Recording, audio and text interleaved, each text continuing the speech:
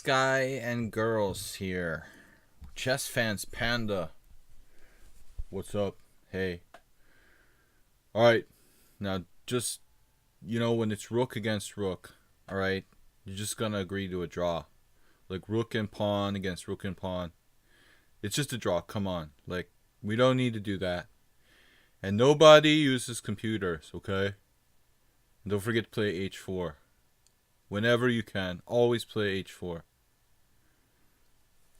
All right, what's up, guys? Thank you for that note, Panda. Faithful servants. As for written overlay and live when one makes a donation. Okay, your wish is my command. So we need to get an overlay. I think it depends on different people. I think that some people are really like happy to see their donation announced, but I think other people might be like shy and not want to, but who knows. I think most people prefer to see, if they make a donation, it's like advertised. So, all right, I'll look into the Streamlabs, but Saul, you asked me if I prefer, in a vacuum, if you want to support the stream, it's like a little bit better if you make a donation on PayPal, but if you I really appreciate it either way. Like, if you want to get a little bit of credit and it's really fun to donate via the bits. So maybe until we get the Streamlabs working, which I need to work on. Feel free to, if you want to make a donation, make a bits donation. You get a little more credibility. But I want to reward you guys for supporting the stream as best I can. Clash Kid said, I won an old chess clock on Saturday at our fun club tournament. Clock probably from the age of World War I. Yeah, I have a kind of funny secondhand story on that. I had a friend, FIDE Master Bill Kelleher. His wife is from Serbia, and he was like our former FIDE representative or whatever. But I remember he was in Serbia once, and there was some kind of blitz tournament. And he's a really strong blitz player, so he won second or third place in the Serbian blitz tournament at some club. And they gave out like cleaning supplies and brooms, or it was something like that. So don't feel bad, Clash Kid. Like, at least you got like a sort of like chess related prize. Oh, that's the name of the guy. It's a very common Irish name. I mean, Kelleher. It's probably pretty common. But he's an IM strength FIDE master. Anyway, so he got a like broom and some cleaning. It was like second place was like your choice. You could either have the broom or you could have like some cleaning cleanser, in a box or something like that. So don't feel bad about your chess clock. It could always be worse. You could get some like totally unrelated prize. Anyway, guys, welcome to my stream. I want to thank you all for supporting the stream. I want to thank JCS for making a donation to make Soltigo a. It wasn't for charity, no. It was like the only thing they could find, dude. Literally. You won antifreeze at a Christmas tournament last year, and you don't have a car. That's exactly what I'm talking about, Arsenal fans. Same thing. All right, what do we got here? We got multiple challenges. I'm going to take the challenges from the subscribers. Exactly. Antifreeze. And you need antifreeze. I've been to Hastings a couple times, man. And it's really, really cold there, next to the English Channel. All right, acerbate. I remember the wind factor in Hastings was just ridiculous. Okay, acerbate. Dracofire. I don't think that Dracofire is a subscriber. He could be, but at last moment. Dracofire, we'll wait, and then we'll play Clash Kid. Morales, Tushar, are faithful. Tushar's not a subscriber, but he's the next best thing. He's very faithful. He's here almost every stream. Aleke, a newer subscriber. I don't know if he's got a challenge out there. I've got a challenge there, a rated challenge trying to sneak in there. I'm not going to play rated challenges. My rating's low enough already. I'm like 100 points below where I should be. Another guy who's donated to support the stream, Juicebox Wizard. Also, S4 and Juicebox Wizard and Clash Kid, like our three probably biggest, after Romy, three of our biggest supporters. Haven't seen Romy. Why do I not appear to be a subscriber? I think you are, Saul. Yeah. Anyway, guys, thanks for the support. We're getting started with a new week here. Yeah, I can see the star there for being a subscriber. Accept the rated challenge and abort. You can accept and abort. I didn't realize that. I thought like once you accepted, you couldn't abort the game. I don't know why I was thinking that. Juicebox Wizard, you got the new badge there with the cheer 10,000. Clash Kid doesn't like his badge. It is, bright red, and I think that's kind of polarizing. Some people might not like the bright red Albanian flag or whatever there. I mean, it's pretty loud. So, it's not everyone's favorite color. You should kind of get to pick your color, I think. That would be cooler. Like the more the more bits you donate, the more customizable your badge is or something. Hasta luego, Antonio. Thanks for subscribing. All right, guys. Orin re-challenge. So I'm going to take the subscribers first. Let's just get started. Astrobait's up first.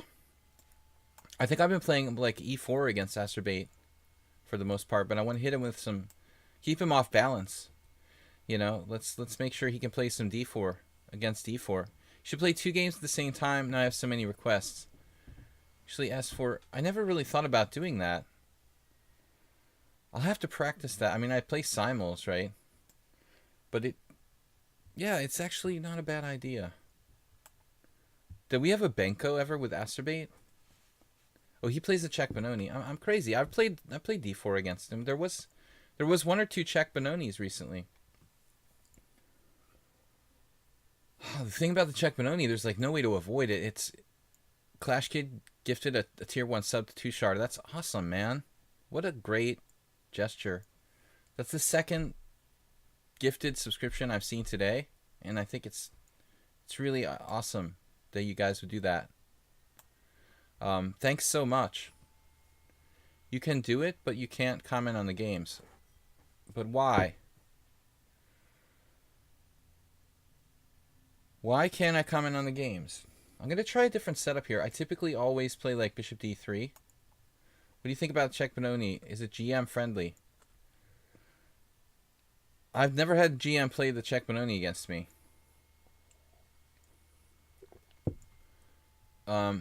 You did not think it was a good idea? I was joking. You were joking, okay. But I could technically do it, right?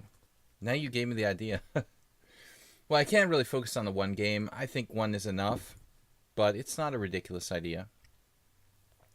Too hard to comment. I mean, it would break my concentration. I mean, interesting question from Arsenal fan. Can you transpose from the King's Indian from the Czech Benoni as black? Yes, there is this form of the King's Indian that one of my old local nemesis here in New England, Igor Foigl, who I've occasionally mentioned on the stream. He's an old school Ukrainian IM who was probably GM strength in his prime. Igor is like pushing 70, but he's not playing anymore much. Anyway, he used to play that a lot. Like he would play the King's Indian with an early C5 and E5, and then you'd basically be in a hybrid kind of. And he messed me up with that a couple of times. Like it's not really theoretical. So people who aren't prepared, Arsenal fan, I had some trouble dealing with that, And he's really masterful, kind of student of Petrosian style play. Igor made life difficult for me a couple of games. But I think there's some ways to deal with it if White's thoughtful about the opening approach. So I did lose to a Serbian guy. Now I can't remember his name. Serbian. I tend to forget the games I lose. Serbian IM or candidate IM who we played in for a Saturday GM tournament years ago. In this, the one time I ended up playing this type of formation for White, I did lose. I got kind of overextended. It could be an idea to optimize the times. What do you think? Okay, you guys are having a conversation about something. I'm not sure what it's about. I'm just going to concentrate on the game here, not so much the conversation in the stream channel. Okay, now this recapture, Probably not good. I mean, I've got the e4 square. I've got possibly g4. Even g4, g5 looks pretty nasty. Pretty crazy idea, really, to play g4, g5. Bishop h3 looks interesting. Wouldn't really call it a plan, though. Not that easy to come up with a plan. If I donate right now via PayPal, would you be able to see it? No. I don't have any kind of Streamlabs, set up on the stream now. I would have to go to log in to PayPal and to see what donations I've got. But that's something that Saul suggested and we should definitely implement. And I've talked about it before. I want to do it. I'm going to go for g4, g5. We'll try something a little crazy here. I'm not sure, though. Let's just wait and have a second look at this. My idea was to play g4, g5. It's kind of a weird decision. I was thinking, okay, I'll take away all those pieces from ever going to f6. But there's some drawbacks. Like, he could play knight g7, have access to the f5 square. The other possibility is to push past here with f5, which would give me a passed pawn and a space advantage. But there are some downsides with that option, obviously.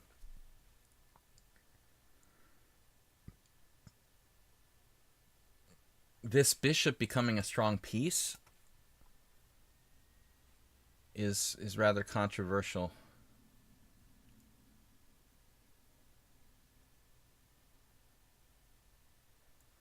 Rather controversial. Maybe we don't play anything. Maybe I just try to develop my pieces here, but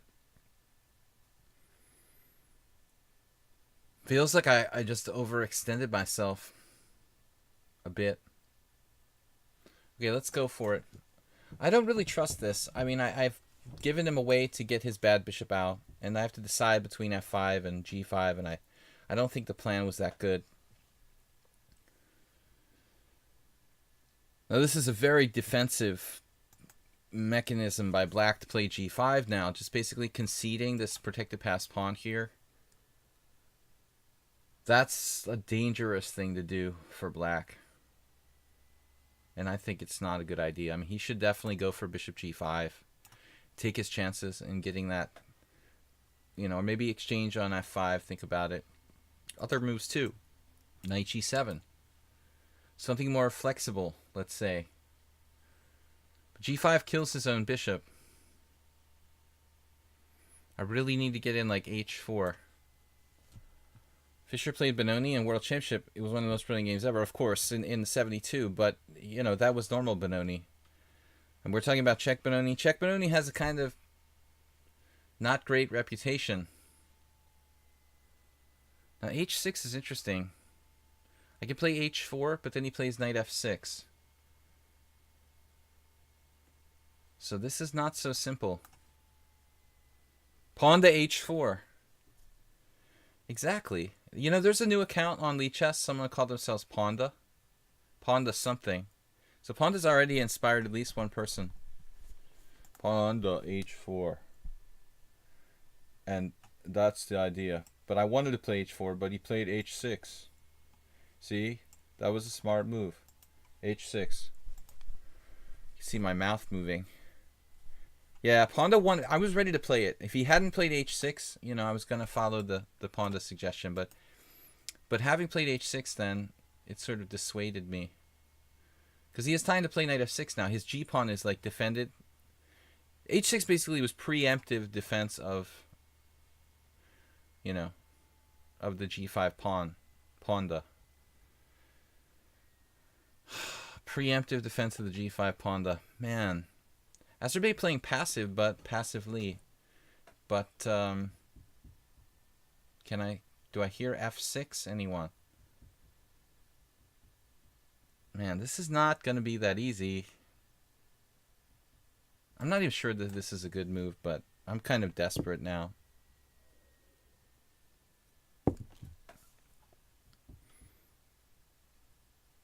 Do I have to use the link and donate, or can I send money? Both ways would work.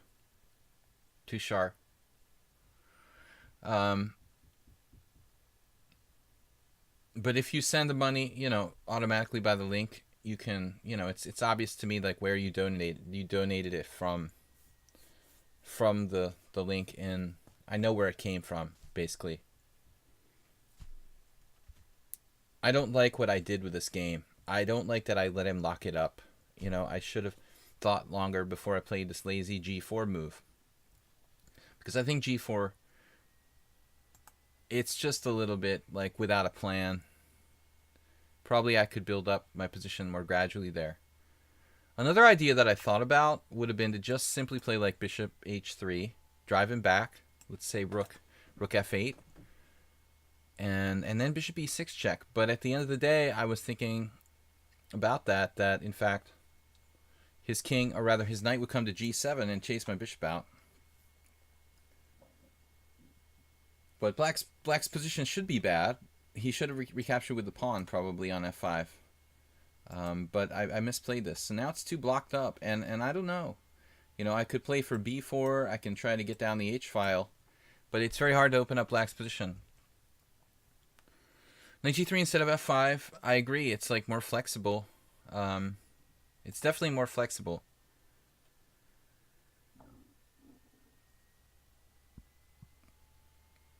But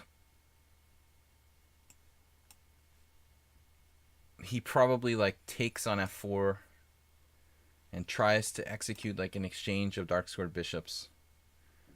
Still, white has space, but white is also possibly going to overextend a little bit with that g4 pawn up there.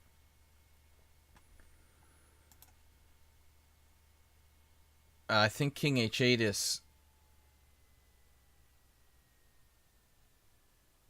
I was going to say I think it's a mistake, because it looks like I would open the h-file and his king would be in the wrong place. But then I was thinking, well, in actuality, I can't necessarily force the opening of the h-file. He could just keep taking with pieces on g5. But like h takes g5, knight takes g5, f6.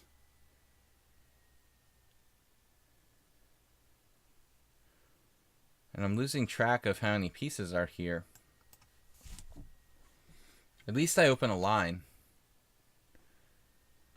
But my pieces are not, completely developed. I mean, it's almost like his c8 bishops. Yeah, this is developed. Okay, his bishop's developed. Here I was thinking f6. Knight takes e4. Pawn takes e7 with a strong attack. f6, knight takes f6, then I'm taking on g5. I don't know if this works. I have no time to think. Wow, he just instantly took. But that must be like allowing some nasty pins and stuff.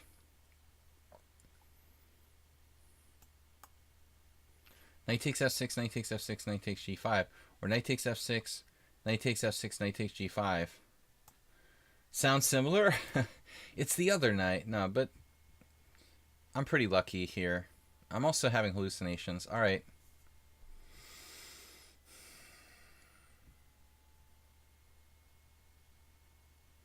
Having hallucinations is not good.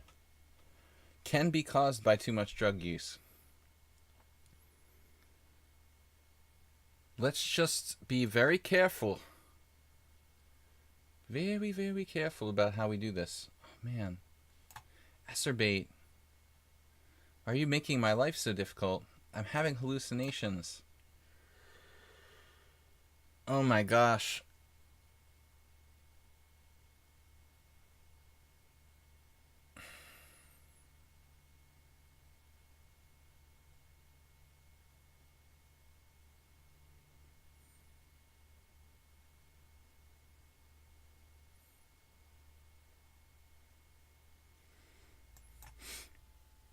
I think I messed up.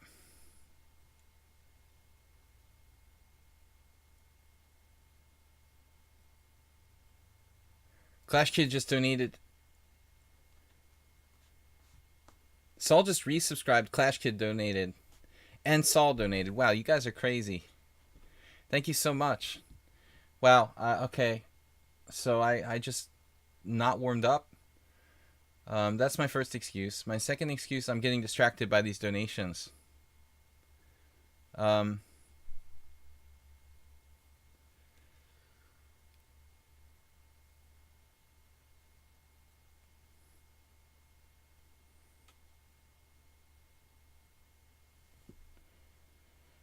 Okay, Bombast.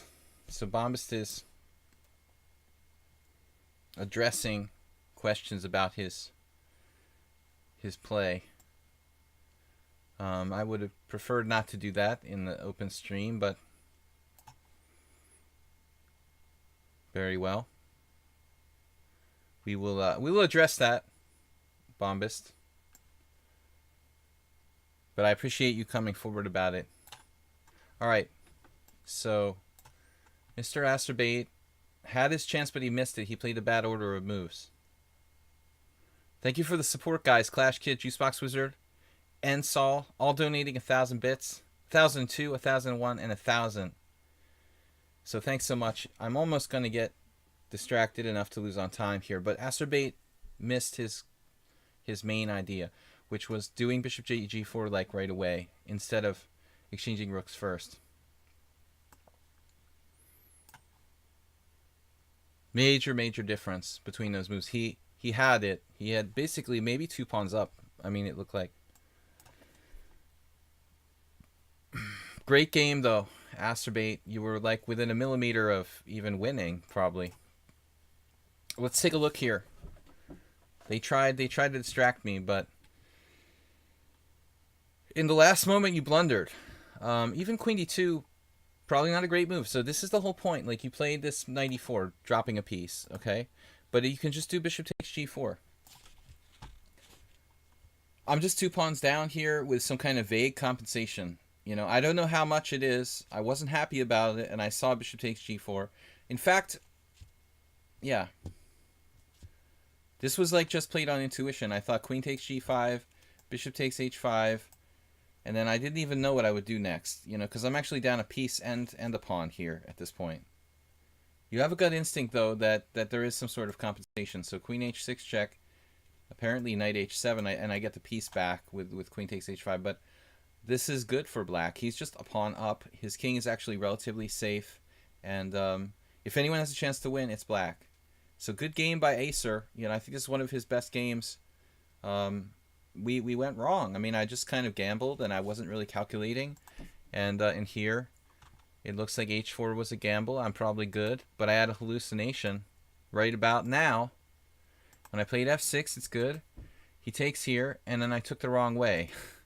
I was joking that there's more than one ways to do this, you know, and I should think more about the proper continuation. But I didn't see this bishop takes g5.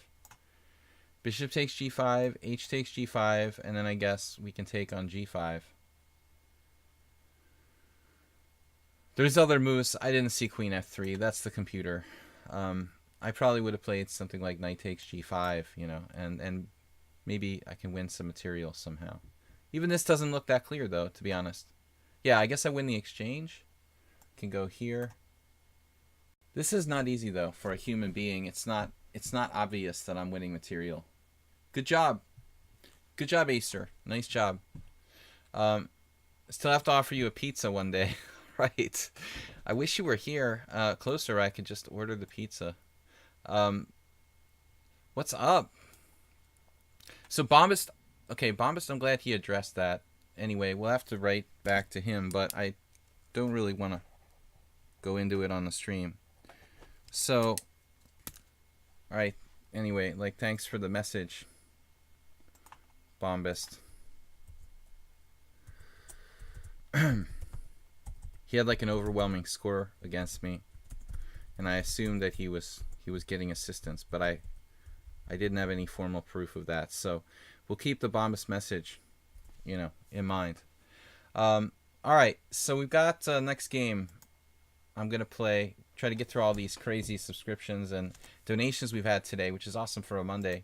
I'll try to get to some chess here. Dracofire's not a subscriber, right? So we'll go with Clash Kid next. He's one of the guys who just then donated 1,000 bits. We'll try to give you a good game. All right. Anyway, it's Monday. You're always black. I know that feeling. So e4, d5. e4, d5. Okay, you played this before. I think white really has to take, objectively, and play into the... You sent $1 on PayPal. Can you check before next game starts? I have to open up another another Firefox window. All right, knight f6 here. This is like mainline Scandinavian. We've had this with Clash Kid a couple of games. This is not the fashionable way to play the black side of the Scandinavian. Queen a5 has been superseded by this new trend to play like queen d8. And 10 years ago it was queen d6. Now it's queen d8. But I think the queen a5 remains totally valid. You'd have to talk to an expert. I mean, I know that John Bartholomew plays the Scandinavian a lot. I think he was playing queen d8, as far as I know. I really don't know the line here. I messed up the last time. Let's see. It must have been bishop c4. I'm on Firefox. I have Chrome too, but I'm just more accustomed to using. I don't like supporting mega companies. If I can use, something like Firefox, in principle, I like it rather than supporting like Google. But I know that Chrome actually is a kind of better browser. Bishop g4. So what are we doing here? We got to play h3. The classic. Wait. Yeah, this was the position where I was black, actually, against the guy. There was a New Hampshire Open in, 1991, and the guy did bishop takes f7 check against me. One of my only Scandinavians ever. The guy was 2100. Can't remember his name. Yeah, Ilya Fiegelman. He was 2100 USCF. He did bishop takes f7, 95 check, queen takes e5, and resigns. That's funny. Funny for him. I mean, funny for me, but not funny for him. Yeah, this was a literal game I had. I was 2200, he was 2100, and he just dropped a piece with bishop takes f7 and resigned. It was really weird. But I didn't play this line very many times. I mean, this is one of the very rare occasions.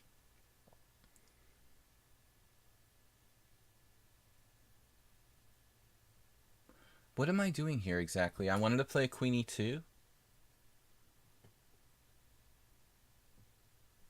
No, I mean, I'm confusing variations now, because typically they play bishop f5. And Clash Kid is playing bishop g4, which is like a kind of older line. Ian Rogers, the Australian Grandmaster. Apparently he doesn't play in tournaments anymore, I heard, because he has some heart problem or something, so he can't stress himself out. He used to play this with black.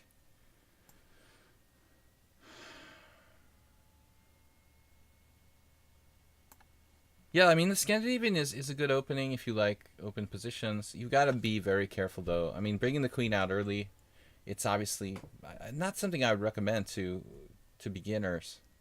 This is really kind of a bad habit to get into. Playing with your queen out early is generally bad. You have to accept this is kind of an exceptional situation. It's barely good. You have to be very careful. One mistake or false step, and black has a terrible position. We had this with Clash Kid once before, or maybe it was the bishop f5 variation, I think. I'm getting confused. I think we actually had the bishop f5. So I'm supposed to play h4 and go crazy, if I remember correctly. But it's been so long. I was afraid to play bishop h5. I just remember playing bishop takes f3 against somebody because these lines are dangerous. Or supposed to be dangerous. Guys, thank you so much for your support. Juicebox Wizard, Clash Kid, Saul. And for everyone else. I know, Merle Dixon. Guys, we're streaming 6 days a week. Every day but Saturday. Monday, Wednesday, and Friday, I'm playing Blitz and Rapid Chess here. Tuesdays is our viewer tournament. This week we'll have a blitz tournament, 5+2 tomorrow night or tomorrow afternoon. Then on Wednesday, weird openings. Panda wants to play h4. He's trying to... Hey, I'm going to play h4, the lobster, on Tuesday night. So be here. Panda wants to play in the tournament. Panda. Well, Saul, yeah, I generally play a more controlled positional game, but this is just because I believe that that's theory. You know, I can play sharply if I get the right opening. As far as I know, like, theoretically, this line is supposed to be kind of sketchy for black. That's why Clash Kid, the last time we played, he played the main continuation, which is, like, bishop f5 here. And when I was playing in Budapest regularly in the first Saturday GM tournaments, there was an American guy there, Sean Nagel. He's about the same rating as me, who got his IM title as well. Nagel was regularly playing this line back. This is going back to like 2005. I can't believe how long ago that is. I mean, it just seems like yesterday, but anyway, Ian Rogers, again, back in the 80s and 90s, was trying to play this stuff for black. And I think the bishop g4 or bishop g4, bishop h5, bishop g6, it's just too risky for black. Let Panda play. So we have the Shirovian rook transfer, and that will defend actually with bishop b4. Defending our knight on c3 might be a thing. Someone says that did f3 work here? Absolutely, you can play f3. It didn't even occur to me because I like the rook. The rook is so much more macho.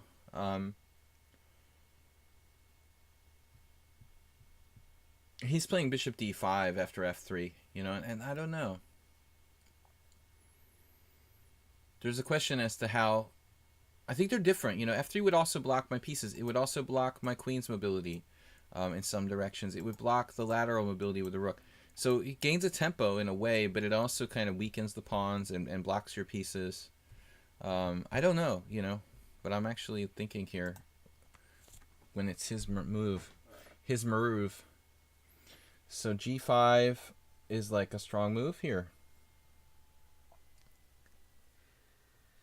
Giroud. I mean, is this a threat?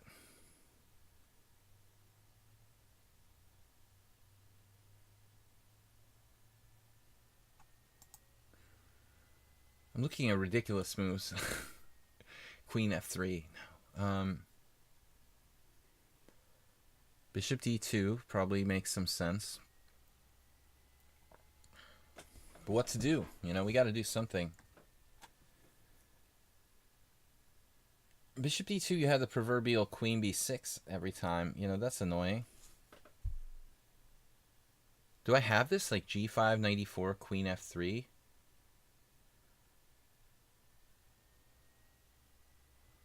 That's crazy, huh? g5, queen e4... Sorry, g5, knight e4, queen f3, knight d6, defending f7. And then he's got the, the f5 square for his pieces. I mean, that's just ridiculous.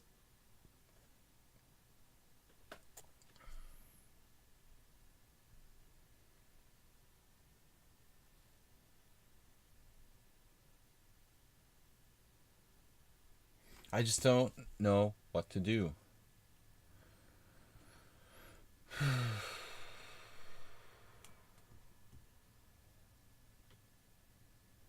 Queen e2. Kind of a normal looking move.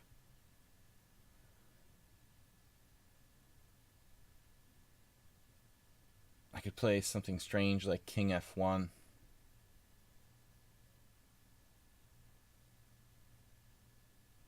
It's a weird move. Or I could just simply lose on time. Always a good idea.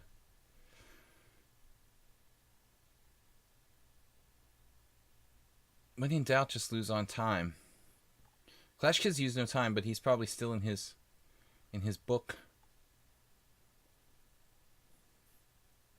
I don't see any tactics for white. That's kind of the problem here.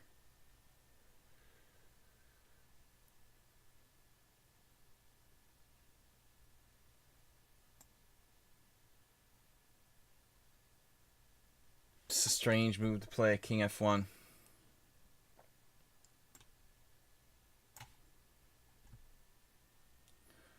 Alright, I'm just going to overprotect stuff, for lack of a better idea. Down to 34 seconds. Come check out our Discord, guys. You don't lose the tempo with g5, then what? What? So g5 was actually good? In a different line? A different world? I'm in time pressure here, so I have just 3 seconds per move. You received a message from your bank. Alright. Too sharp, we will check it out. We're a little short of time. I'll check out the PayPal donation. See if we got that from Tushar. That's awesome.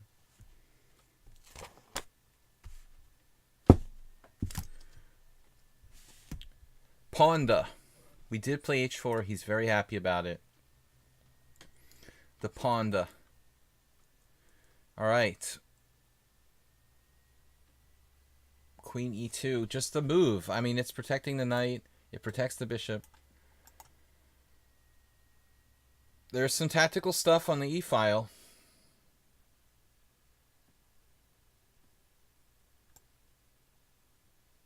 Kind of running out of ideas here.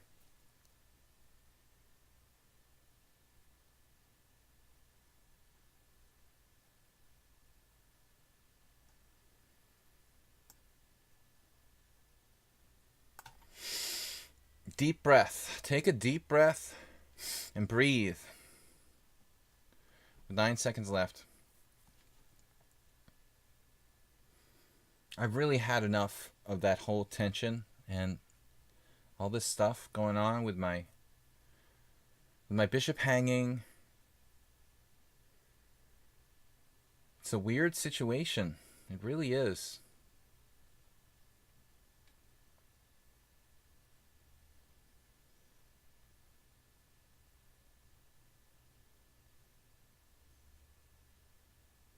Time is the issue. Clash Kid used to complain he doesn't like playing blitz. I like my position and I was thinking a lot and I've thought too long.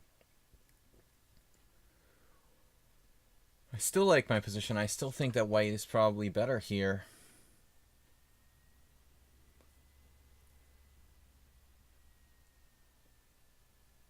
But I guess I was hoping to maybe castle queenside. I'm not sure that's even a realistic idea. I think I'm offline. It looks like with my time, though. He's just thinking, man. He's got 2 minutes more than me. And I think his time management is smart, you know. Take your time. He still has a time advantage.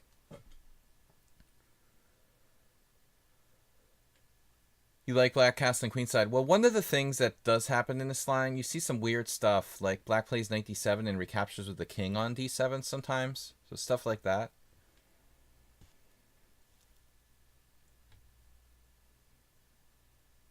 For all I know, your suggestion of f3 was like book or something, and rook h3 was weird. So his patron thing is grayed out? No, that just means like he didn't... Doesn't that just mean he didn't update that lately? Wow, maybe you're right. The other player may have left the game. So he's grayed out because of that. Wow, that's interesting.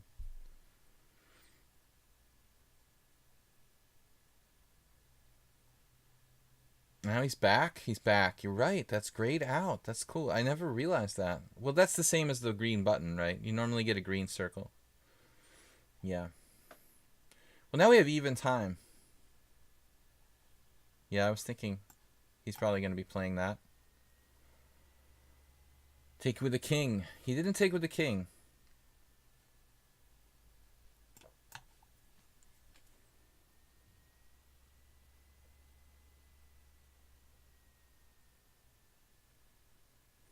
The king of taking. Looks like he's looking at trading pieces, I would say, with like bishop f4 or just getting his queen to a sensible square.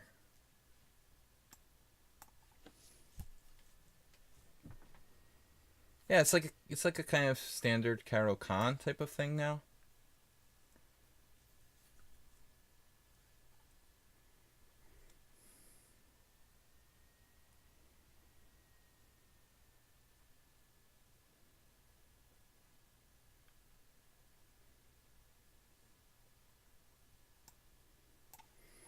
This is a pretty crazy move. We're both in time pressure. Nobody is willing to compromise here. Very nice tension.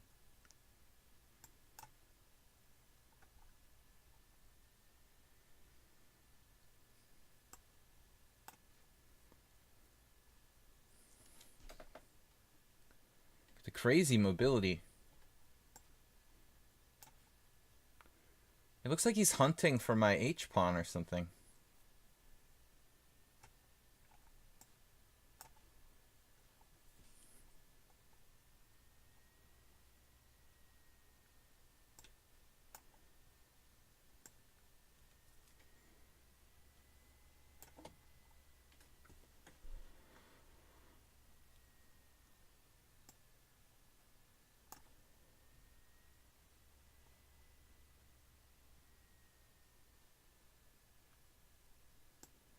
I think he just sort of melted down.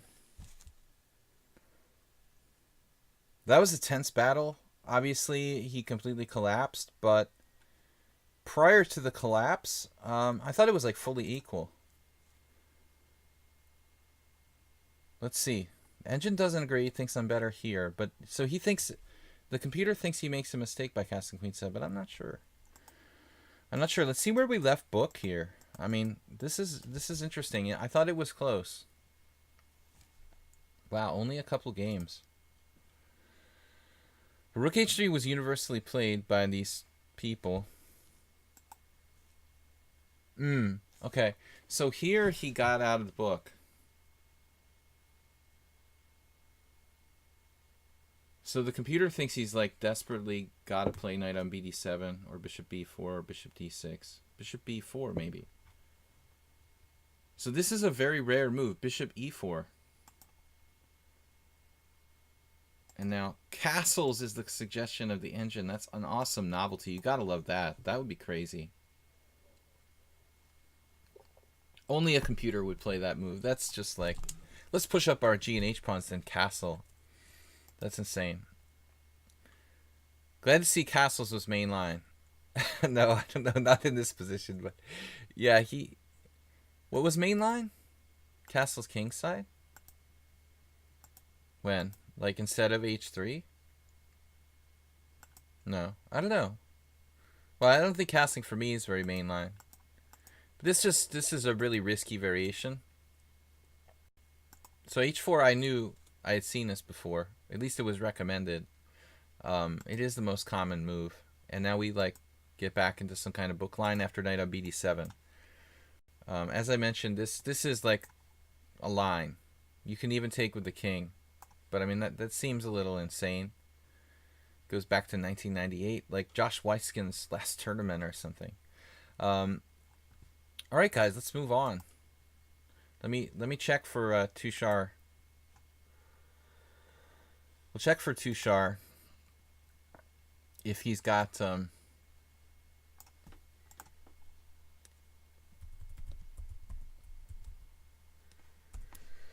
see if your PayPal transfer came through, Tushar.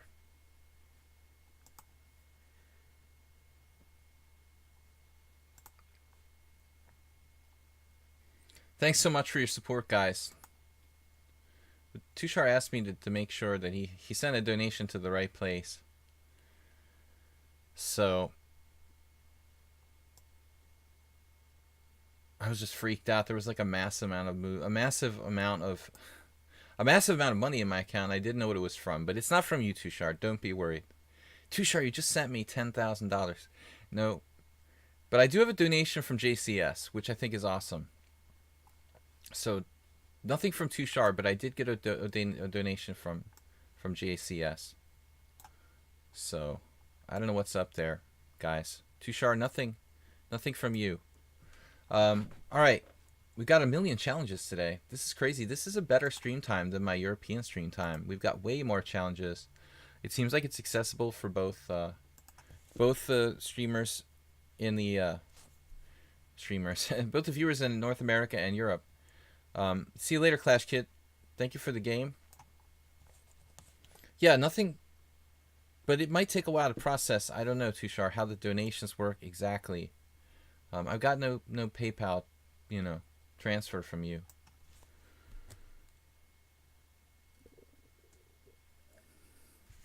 Normally it's pretty fast, so I would think something went wrong on your end. But I appreciate, even if you can't donate, man. I mean, I just appreciate the thought. You lost $1 for nothing. You should not lose $1 for nothing under any circumstances. All right.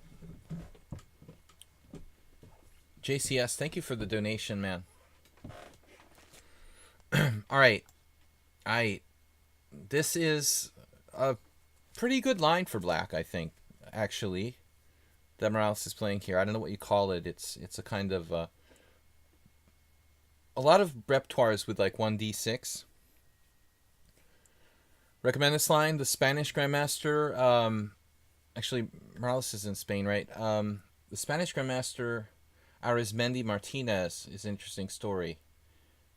Like me, he's from New Jersey, but he's actually been living in Spain most of his life now. But he actually was a junior chess player in the state of New Jersey, like me, a little bit later generation than me. And I lost to him in this variation much later. It was in 2001 or something. Okay, knight g5, bishop e7. We're going back. Arizmendi, I don't know what kind of name it is. I mean, he's Spanish and he lives in Spain. But he lived in New Jersey strangely. It's a very weird coincidence. There was this kid, he was like 2300. I was like, okay, he's just some 2300. And then the next thing I know, a couple years later, I'm like playing chess in Europe and I run into him and he's now a grandmaster living in Spain. It's like, wait, I thought you were a kid from New Jersey in the US. Now you're like a Spanish grandmaster. What's going on here? He improved very quickly though. It was interesting. I don't know what his story was, though. Maybe he was just in the U.S., like, part-time. I have no idea. I don't think he's Basque. I have no idea. So bishop g5, castles, e3. I like this line. The knight can even drop back, but it's usually going to f4. The only Basque grandmaster I know is Izeta, who actually played in Spain many years ago in the Dark Ages. I like Spain a lot. I loved playing there, and played a number of tournaments in my younger years. Linares and Ubeda, but made a lot of friends there too. I mean, I really like the people that I met when I was playing. Where's your award for most comments? I think Morales is busy playing. One of our Spanish players. Mule Skinner also. Though I don't think that Mule Skinner is actually from Spain. Just works there. Okay, e3, knight c6, knight f4, or bishop e2. I don't like this knight to wait. I don't like it to wait too long, though, to get back into the game. Please wait. No, just concentrate on the game. Spain is a big country. I think it's hard to know all the players. Yeah, Mule Skinner is not Spanish. He works there.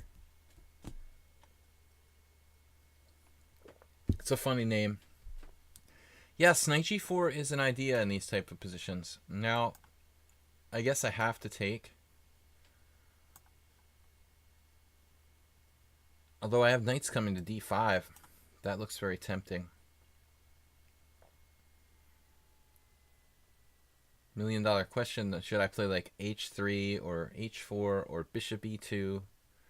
What happens if like g5? Will he weaken himself irreparably if he plays like g5? Or is that a good move for black? Another close position, which I would really... The knight on f4 is good, but it's kind of a quandary because if I play h3...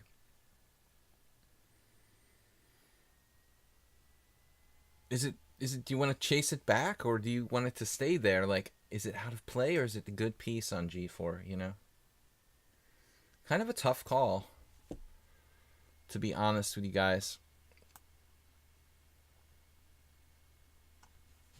Queen h4. Threatening mate in one. Triple exclaim. Emery Tate. Well, the thing is, the bishop e2... I could have played bishop e2 right away. That bishop is such a question mark, though. It's my good bishop.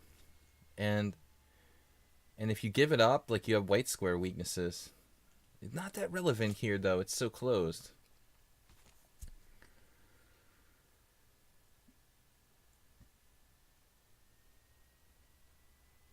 You thought h4 first was good?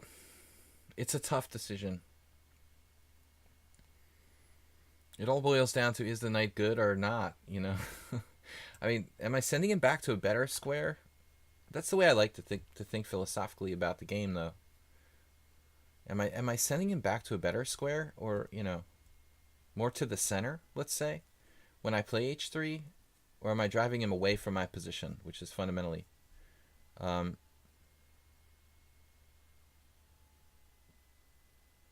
well, the thing is, no, I mean, my PayPal, the problem is, Tushar, you might have sent it to the wrong email. Like, if you made a PayPal donation to videochesstrainer@gmail.com, that's probably why it didn't go through, because that's not the email I use for PayPal.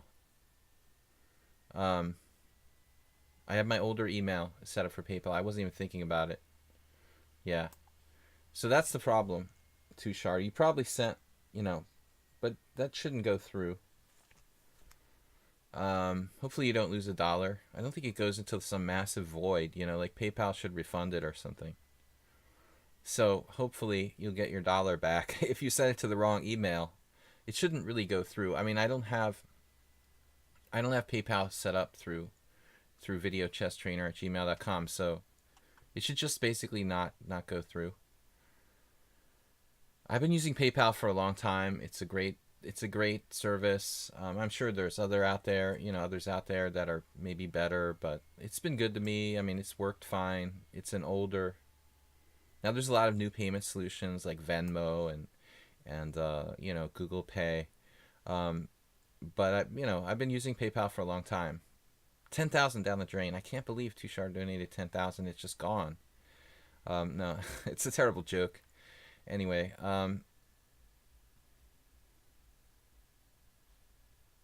we go with the full-on queenside expansion.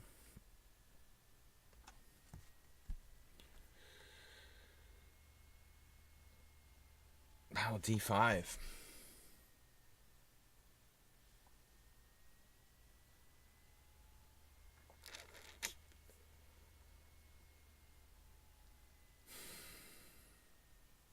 It's kind of a tough one here. My king is still in the center. He's bringing the bishop e6 next. Man. Chop everything and then play rook c8. It's not even that clear. Whew, I have no idea what to do here. This doesn't seem right. Arsenal fans, like, just take on d5. There I go. Taking Arsenal's advice. Bishop c4 is extremely scary. I agree. But it's still not convincing. Ask Me Anything said I'm the sexiest chess streamer. I wish that were the case, but I appreciate the compliment.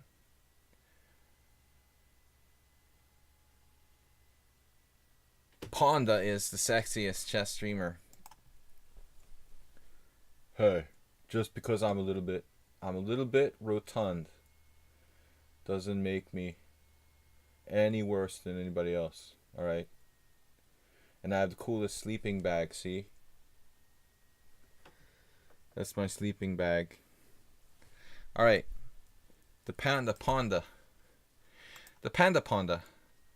We are Panda with the Panda sleeping bag. A Ponda. This is not that convincing. I mean, knight takes, queen takes, rook c1. You know, you want to play that? That was my plan. Genius, isn't it? It's like Soltigo. Where is Soltigo? He's probably cooking dinner. He hasn't been very vocal in the stream today, our moderator. Subtle Tigo. I make fun of him because he's not subtle. He does these things that are like telegraph, very obvious, you know, what I'm trying to do here. Bishop C, yeah, exactly, Ponda. Yeah, he just defended all the threats. Oh man, now I have almost nothing. Maybe less than nothing. We have less than nothing now. Check, bishop e6, that's good.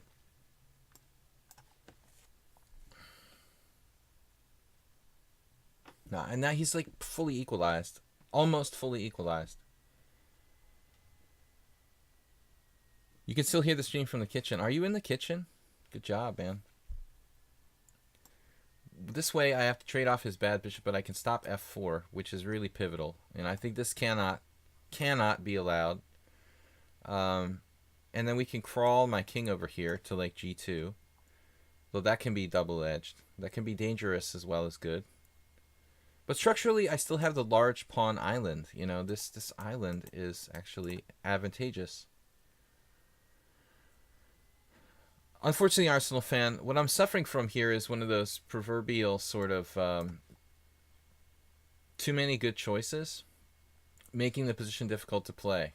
You know, it's easy when you're black, like you have not many choices. You just play the only move, and it's fine. Life is easy. You know, how many games have I lost when the other guy just has to play only moves? It's like endless. I mean, I have no idea. There must be a lot. So. Rook d5. Oh, man. Seriously? Make the island larger. It's like... I don't want to be political, but... think of it as like Chinese expansion in the South Pacific. Just make my island larger. Take here. That's an annoying move. Oh my god. That is so annoying. What am I going to do? Now I have to take... What am I doing?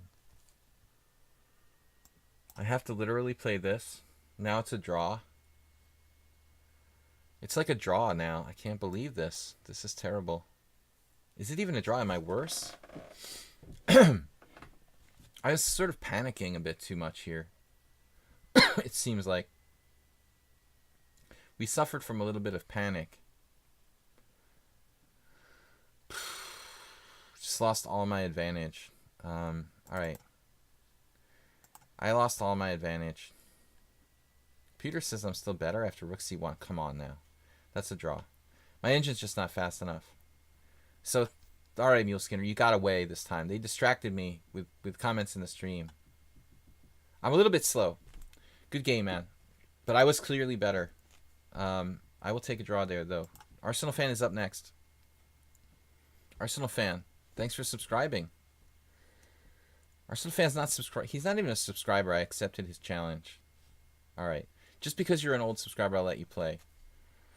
If you hurry up. I was thinking Arsenal fan had resubscribed, but he's not been resubscribed. We'll get to as many challenges from the subscribers as possible. S4. Who else is a subscriber? Testosterone. Nefidov. Silent Water. That's rated. You guys see the movie?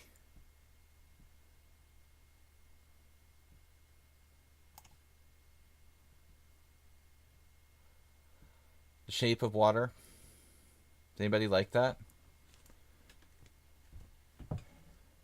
Sorry, she'll play later. No, don't worry about it.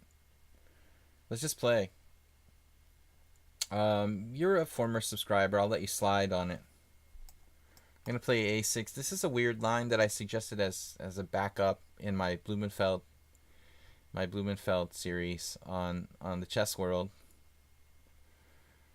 Yeah, I like The Shape of Water, but I'm a fan of Guillermo, and I loved, speaking of Basque Spain, I love the movie he did, Del Toro did, about the Spanish Civil War. It took place during the Spanish Civil War. The great god Pan or whatever, I forget. That's an Arthur making, an Arthur. how do you say it, Macon story, but I like Guillermo del Toro a lot. So B5, and I just like, it's I like science fiction stuff, horror, science fiction. E3. Anyway, we're totally off subject here. I'm talking about movies. What are we gonna do in this weird position? I guess we're playing it like a Polish. He gains a time. He gains a time. Merle Dixon liked it too. Well, I mean, it did, not because it like won an Academy Award, or did it win any? I don't even know. I don't watch the Academy Awards, but Pan's Labyrinth. That's it. That was a great movie. That was by far his best movie, in my opinion. I mean, actually, one of my favorite modern horror, kind of modern horror, but very artistic and cool. But it's also based on an old, Pan's Labyrinth was based on Macon, and however you pronounce that Welsh name. Like, I like his old stories from back in the day. So anyway, we're way off subject here. I'm supposed to be talking about chess. So B4 A5. Why did I get onto this subject anyway? There was a challenge from someone called, where Ponda's challenging me. No, the water guy is gone now. The reason I started this whole conversation. So B5. That Ponda needs to go. Where is Ponda? I can't support A4, so that's not good. Let's say play like D5. I could just play C6.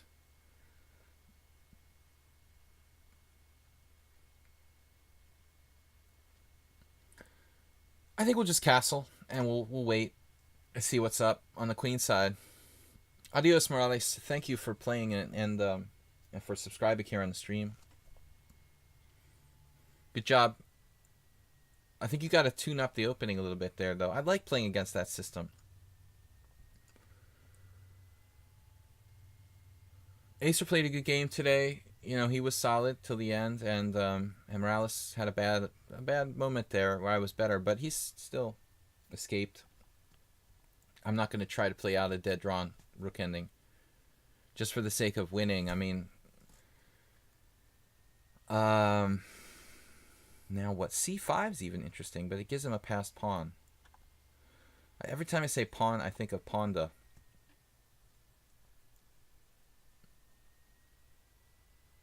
D6. I'm playing this in a very rope-a-dope kind of way. It's risky too because he's keeping this powerful pawn on B5.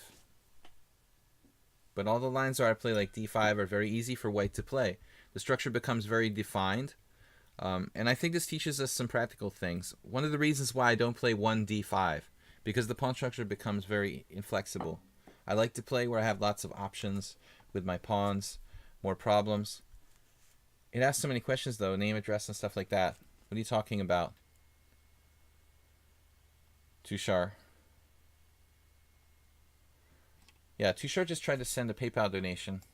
But that's why it's better to just click the link, because then it goes automatically to the right place. If you try to send me a PayPal donation, you have to know the email address. Just click on the link. Whoever else wants to make a donation, it's much safer that way. So now we go like C6. This is super weird. Trying to keep a kind of complex game, but white has a spatial advantage here, so there's no way in a million years that white isn't better here, according to the computer. At least according to the computer, white is better. I haven't seen it, but I know, because I analyze with Stockfish every day, and I almost began to think like it. Yeah, you don't have to let anyone know.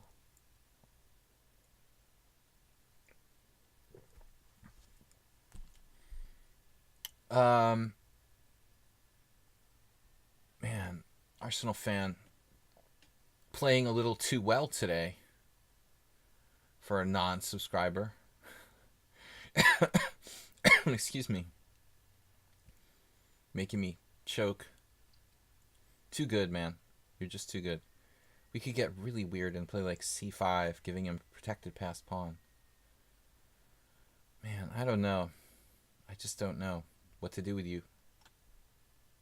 Just don't know what to do with you. I was going to go here. That was my plan. I always tell you guys, never put your knights on b6. It's always bad. It's always bad. Queen on a5. Don't bring in the queen out early. Don't put your knights on knight 3. This square and this square are almost always bad. Sometimes you just don't have space.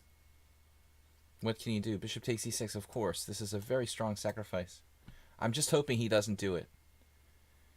We use a little bit of reverse psychology. Now what?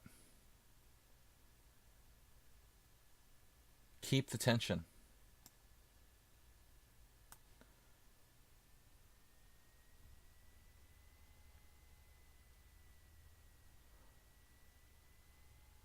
Definitely strange position.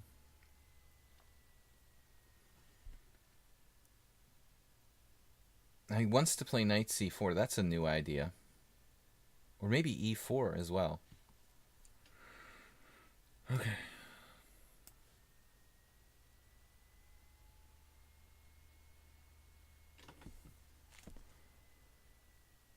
And he's going with the quick moves on the knight fork.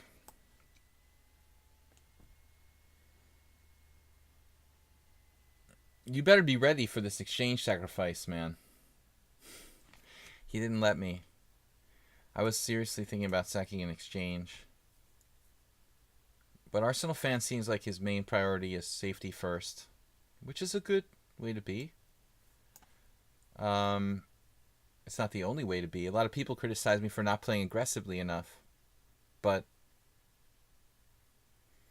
honestly, I played differently, and I think we all adapt as we go through life, you know, with our chess style starts to change. I mean, okay, chess style, whatever style, baseball style, it doesn't matter.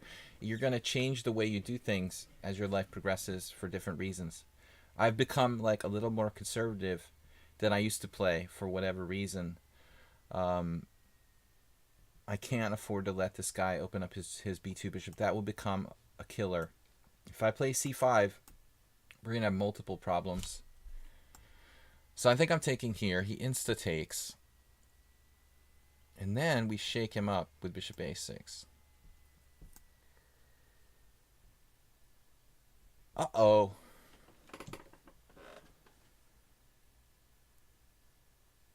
So rook takes rook. Bishop takes, and that's a very nice little thing you got going on there on the diagonal. But it doesn't do anything, and then I can go rook b8 and just take her pawn away. I guess this is as good as anything.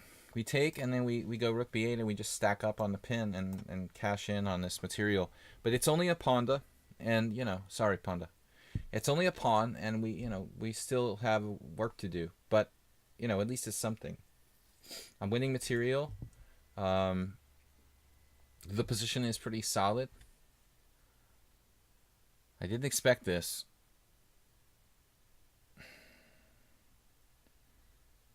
It's an interesting decision, but in a way it's kind of weird. Because he's trading off his bishop pair, you know? I would think that he'd want to keep the bishop pair. Basically. I could go here. Then he has time to save the pawn. So this is like a sick tactical trick. Are you serious? Yeah, he's got rook b1 next. Obviously winning back the a pawn. I mean, that's the whole problem. He just spaced. Space invaders. That's like my simul game, Arsenal fan. I just like forgot to recapture. No, he just forgot to recapture. All right. But actually, I don't like bishop a3, you know? I think you should keep it on. I know that he's frustrated. It's in the top 3 stockfish moves. Bishop a3. It's hard to argue that you're not trading off your bad bishop. Anyway, let's take a look. Bishop a3. It's not such a bad move. Man, the computer saw this. Oh no. I didn't see this. That's pretty strong. Am I gonna win the exchange here? Rook takes b5, a takes b5, bishop takes b5, queen c3, bishop takes a3. I'm not winning the exchange. I'm just trading pieces, okay? All right. We're just trading pieces. I'm going to check again from Tushar.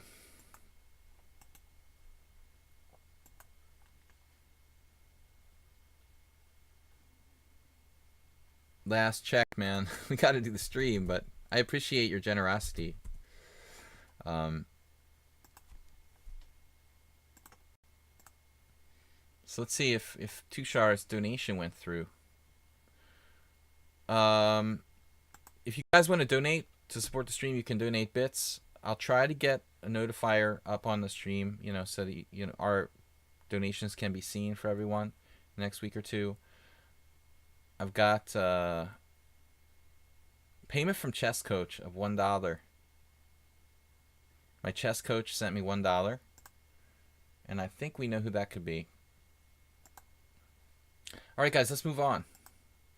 Dracofire, S4. S4 is up next. I don't think Dracofire is a subscriber. We trade a lot of pieces. We end up pawn up. That's good. S4, tough player. He's got a very, very small disadvantage against me.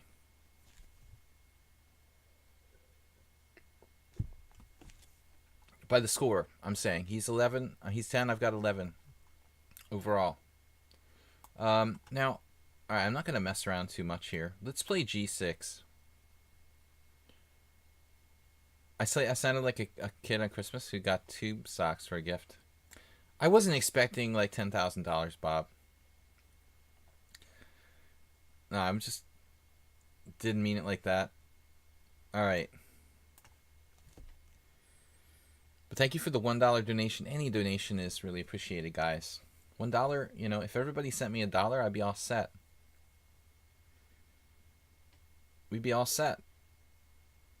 C5 is foigle. I played F4 against Igor once, and it was C5, man. I mean, I knew, and it's funny because if you go and you look at all the Grandmaster games, I've seen a lot of people do other stuff like D5, C6, D6. Someone really strong recently played D6, but C5 is the move, man. I mean, that's Igor's move, and it's good because I don't think you can play like the 4 pawns attack effectively. If black doesn't put the knight on f6, I think the four pawns attack is kind of a fail. Question, can I play e6 here right away? It's probably kind of interesting, but maybe marginal. Maybe I have to go here first. Now knight f6? Oh, I didn't know about that turkey farm. I can go knight f6 here? Wow, that's crazy. It's like a vulture. Can you do that? Seriously? Put the knight on e4, vulture style, and then like support it with f5? We'll have to look after the game. But that wouldn't have been what I would have been expecting. But when I played with Foigle, I didn't know what to do. I didn't play d5, I don't think. This was a very old game. I mean, from the early 90s. I was only like a 2300 player. I don't remember how I lost. Maybe I did something stupid like takes on c5. Your recommendations are questionable? Okay. But it's still worth looking at. So, I mean, my assumption is e6 here. But there's like bishop e5 check, bishop d7. It shouldn't be a problem. I think it's okay. You got to be very, very careful about these Benoni things. I lost against Kovalenko last year, man, in a modern defense Benoni thing with white. He had a kind of dubious line he played against me, but I used all my time and then I lost on time, or because of time. Okay, so there's like bishop e5 check. It doesn't scare me though. Like bishop d7 should be okay. He might come up with something crazy though, sacking a piece for unclear compensation. That's the kind of line I could see. I could see S4 going for. Knight F6 is my move here. Yeah, Knight F6 is definitely a move, but I feel like it doesn't exploit the situation. That is not sound. You can't put your knight on G5 and say that that's not a sound move. Violation of opening principle detected. But nothing new for S4. He's willing to take chances with slightly dubious moves. I feel like I should take on D5. But then he takes back with the queen. Okay, then I play like queen E7. Then he goes bishop C4. He's piling up. Then I have to play knight H. If I have to play knight H6, then the whole thing seems sort of stupid. Well, obviously the obvious question here, that's the elephant in the room, is like, what happens if I play H6? I've been avoiding this question. I mean, bishop B5 check would be my assumption. So the elephant in the room. All right, we're going to play it. My problem with H6, it's actually like kind of, I would say it's not a constructive move.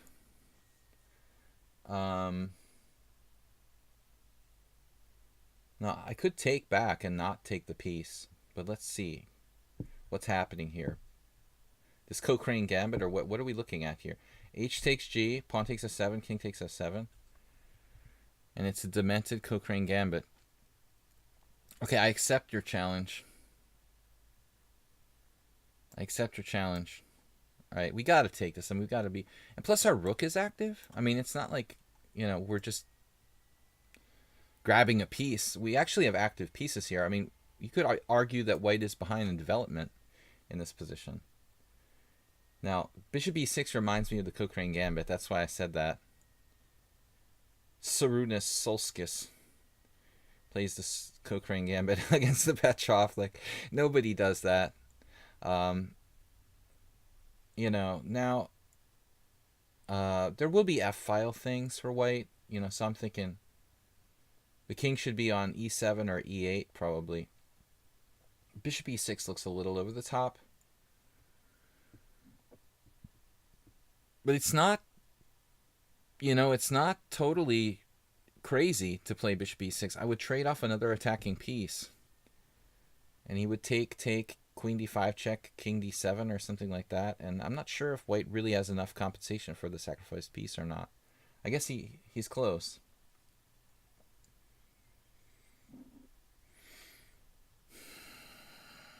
It's very tempting. But there's take, queen D5 check, and then takes on B7. That could be a problem. That could actually be a really serious problem. I'd have to put my king... Yeah, I'm not going to do that.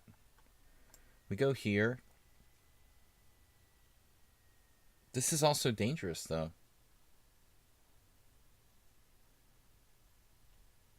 What's the safest square? Like here or here?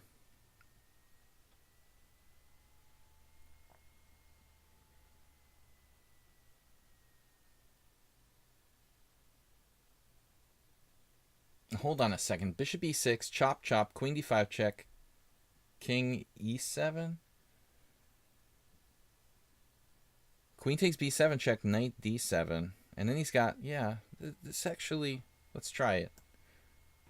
This is crazy. He can take it and play like queen g4 check, and then king f7. There's all sorts of craziness going on.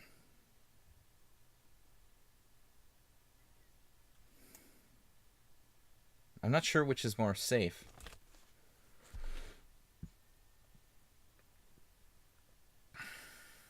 King f8 is out. It's either king e7, king e8, or bishop e6. Takes, queen g4 check. And now where do I go? You know, king e7. Very, very murky. And king e7 is bad in some lines.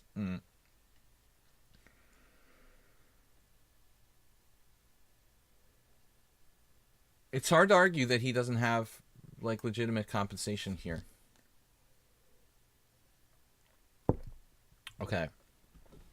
That move was played like instantaneously, but it seems kind of strange. I mean, he's putting his queen into an exposed position on d5 with one move mate threat.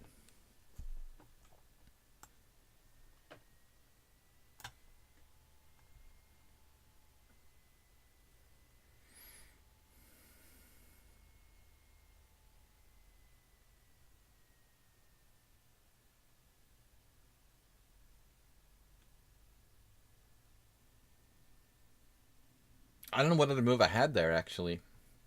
I mean, did I have other options? Queen f6, right? But that's kind of weird. 1, 2, 3, 4, 5, 6, 7. So he's got one pawn for the piece. Do I hear two? He has a high chance of winning blitzing this. You're talking about me? Perfect example of I spend the whole game calculating lines my opponent doesn't see, and then I lose on time. I lose on time? I don't lose on time that often. You know, actually. You're being kind of harsh.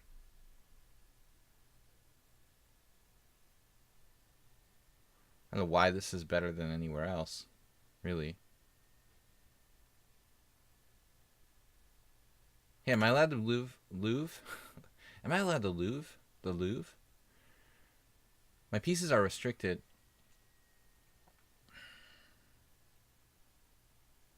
Should I play bishop d4 check and lose a piece like that?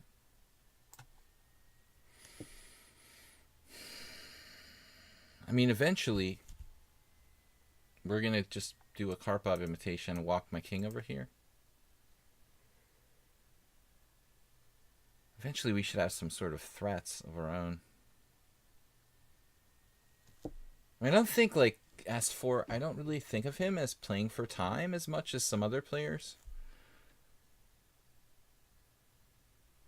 But I guess it looks like he's playing for time. I think I just spent a lot of time. You know, he's playing his normal speed, and I just maxed my position. I, maxed my time out. But I don't want to make bad moves. I mean, I can make decent moves. If I can get a winning position with 3 seconds per move, I can win it. And that's my goal. You know, I don't have to have extra time. If I achieve a winning position, I should be able to win it. I'm not sure that I have a winning position. That's the only problem. I have a better position, but I wouldn't necessarily say it's winning.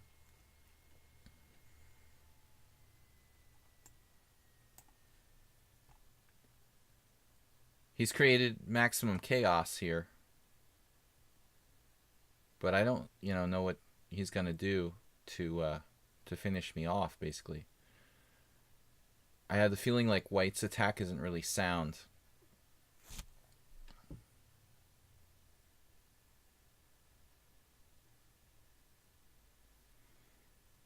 This is a standard Gingy Indian idea. My bishop will guard e6, and now it's his turn. It's his turn to use a lot of time now. I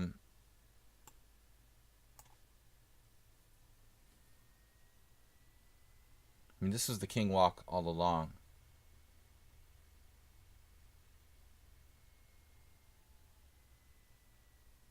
We have very, very strong possibilities. Getting this knight in the game would be nice, though. It's possible that that bishop e6 isn't even the best move. He's not giving me any time to think, though, which I'm not happy about.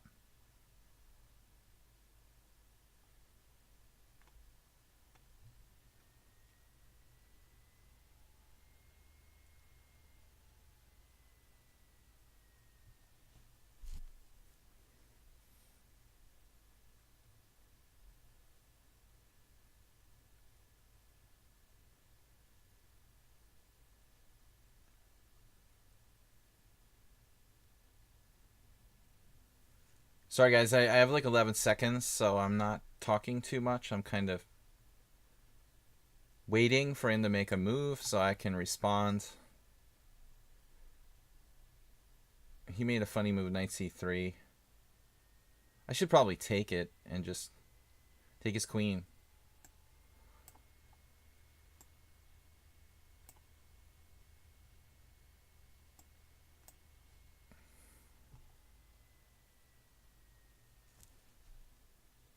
When in doubt, just take it.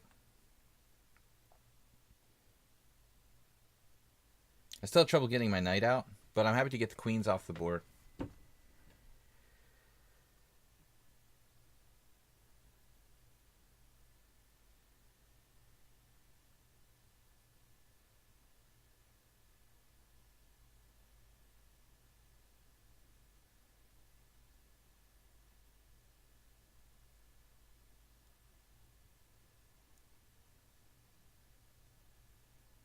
He only has 2 pawns for a piece.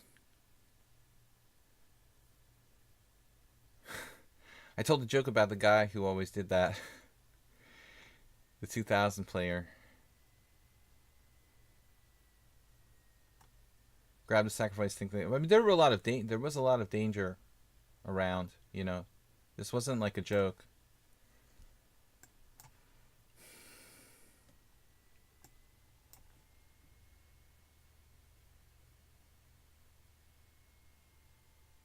He's very, very cagey. You know, he's even thinking ahead defensively. He's not a cheap player. He likes to play crazy sacrifices, but he's not without defensive ability. You know, he has skills. He's not just a wild hacker, in other words.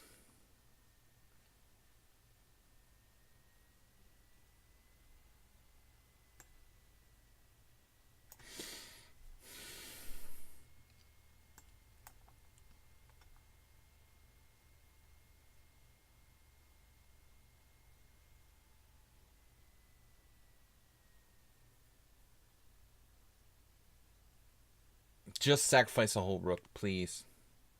Do not hesitate to do that.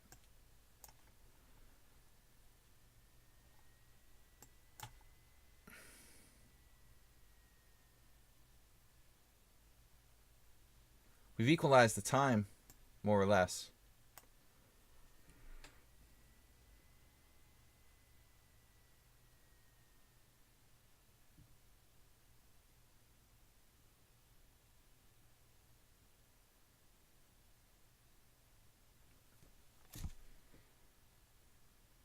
What is that? Like the Hitchhiker's Guide to the Galaxy? Just don't panic. It's like a situation where you don't want to panic. Just be calm. He didn't like to play bishop. He wasn't happy about playing bishop e1, and it's not really a good sign for his game. His bishops are really sad here.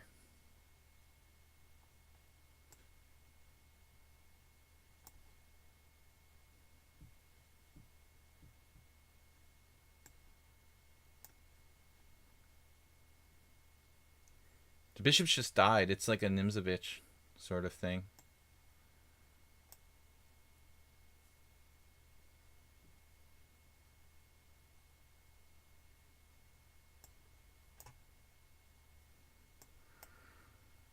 Okay, we're happy to see exchanges.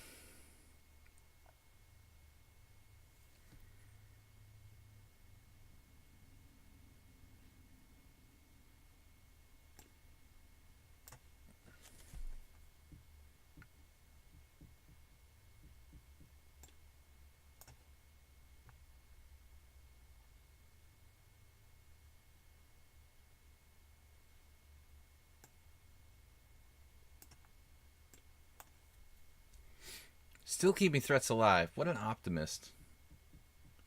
Optimist Prime.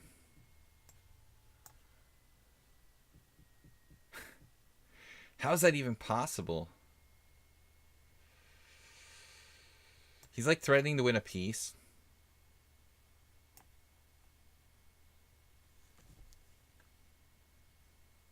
Why would I play such a stupid move as that?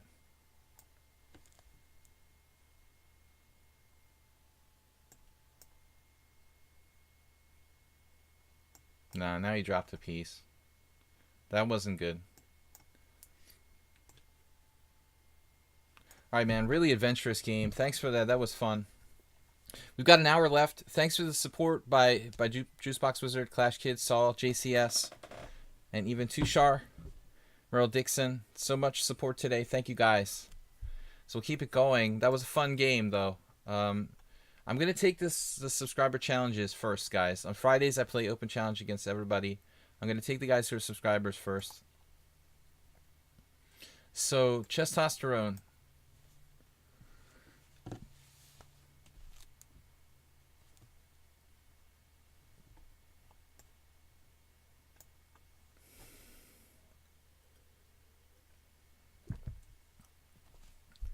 JCS, you're a 1500 trapped in a 2000s body. Why? Not this variation. We just played this with somebody else.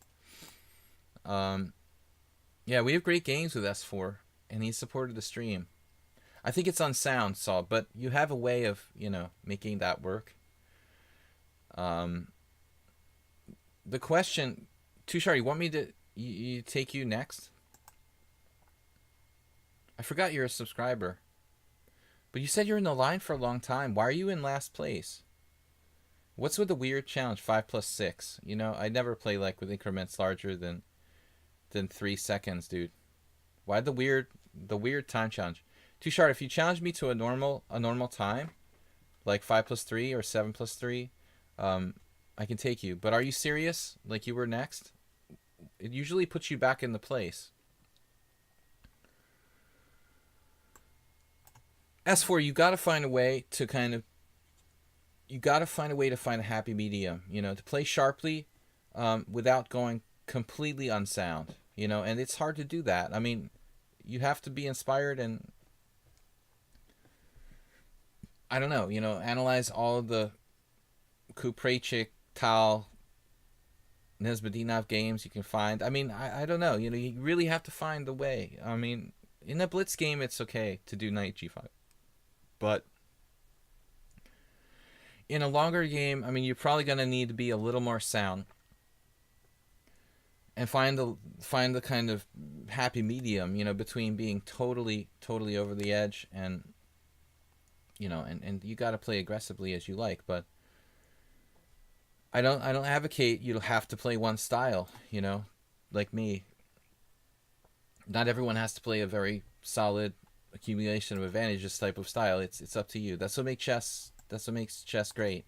There are more than one style to play, and whatever you like. But I think you need to kind of, okay, blitz is blitz, and you can play a little crazier in blitz, but it's hard to find risks without going too far, without making it totally unsound. That's hard to do. This is theory. I used to play this line for black, actually. I lost to Dmitry Gurevich once in the New York Open. I struggled against Walter Brown. I later decided not to play this knight on BD7 anymore. It's a little bit passive, but you'll still see it at the highest levels. Probably Victor Bologan still plays knight on BD7 sometimes.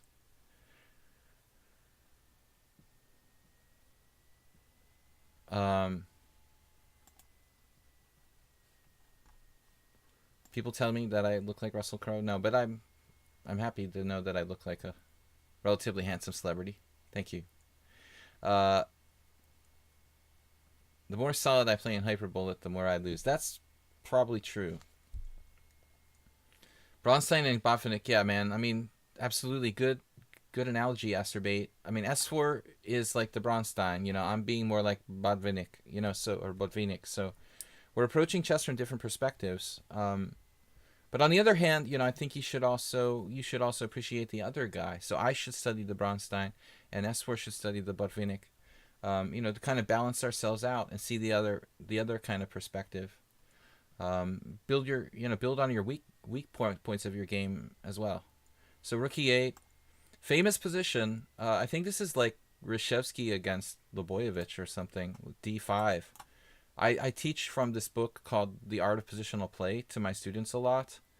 One of the games was a Reshevsky game where he played, I think it was Lubo or someone else of that era, and the point, it was maybe Mecking or Loboyevich in The Art of Positional Play. Reshevsky's talking about how D5 becomes so strong because the rook is there on e8, you know, and he's going to have to go back to f8 and play for f5, and it's gonna take time.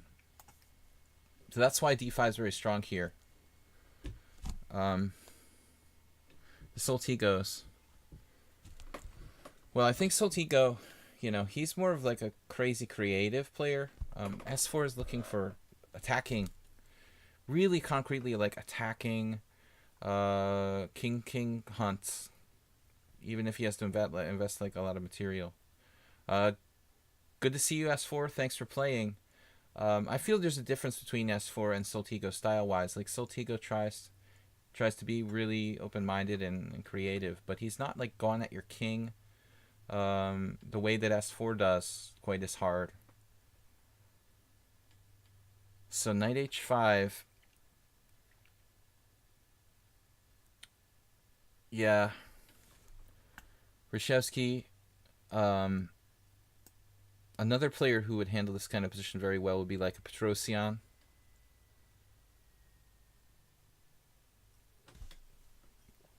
Okay, guys. So here's the deal. Tomorrow we have the subscriber. But tomorrow we have the viewer tournament. All right, Panda will do it. Tomorrow is a viewer tournament. It's going to be 5-2, and everybody has to play h4 on the first move. All right? No.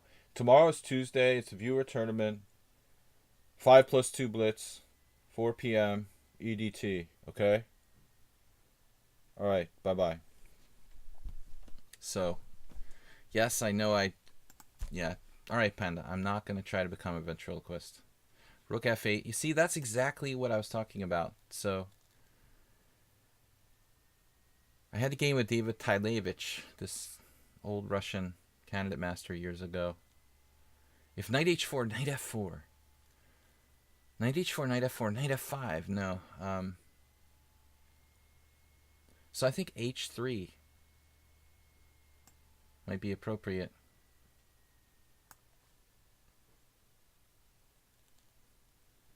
Testosterone. He's getting tough lately. He's playing better and better. Do a Panda tournament. Okay, guys, we have 45, 50 minutes left. I'm going to play the subscribers that are remaining and then anybody else in order. So Nefedov. Ponda is not a subscriber. It's a Ponda tribute account. I wonder who's responsible for that. Soltigo. Nefedov Soltigo, who's now a subscriber. And then we'll go down, you know, the top of the list again and play who's not a subscriber. Yeah. A theme tournament with h4, h5. He thinks they look like...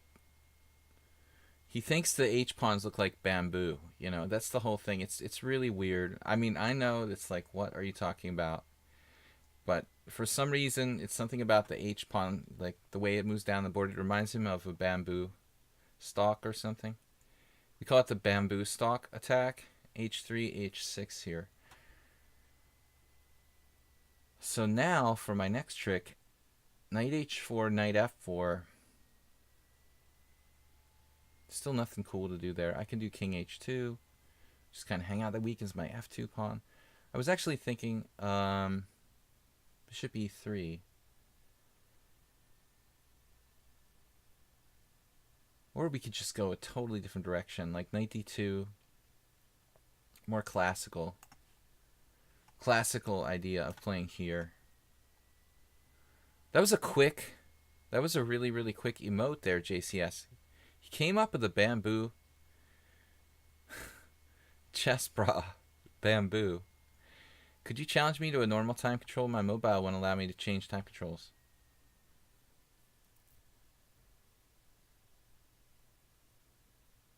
Well, can you challenge me to a normal time control? Tushar? I mean, it might be easier. I'm going to close this out because I'm not playing 5-0. If the Living Prodigy wants to play, I have no problem, except for the fact that he's like 2,300. He also doesn't have 100 games. But Living Prodigy, if you want to play me, it's fine. Just it's got to be like with increment. Abi is the same thing. Abi, if you can re-challenge me to something between 5+3 and 7+3, 5+5, 6+3, 6+5, or 7+3, I'm not going to play without an increment because I'm talking all the time and using all my time. All right, so now bishop e2. You might want to play, so knight c4 looks kind of interesting. All right, let's do that. If I play this, though, then he has time for that. Kind of makes you want to play bishop e2, but on the other hand, I don't know, man. This position's getting really weird. It's like weird. Queen e7 played quickly. But now the threat is b5, or is it? No, b5 is a concession in a way. Right, I'm just going to grab this space. I don't want to see b5 unless it's mandatory.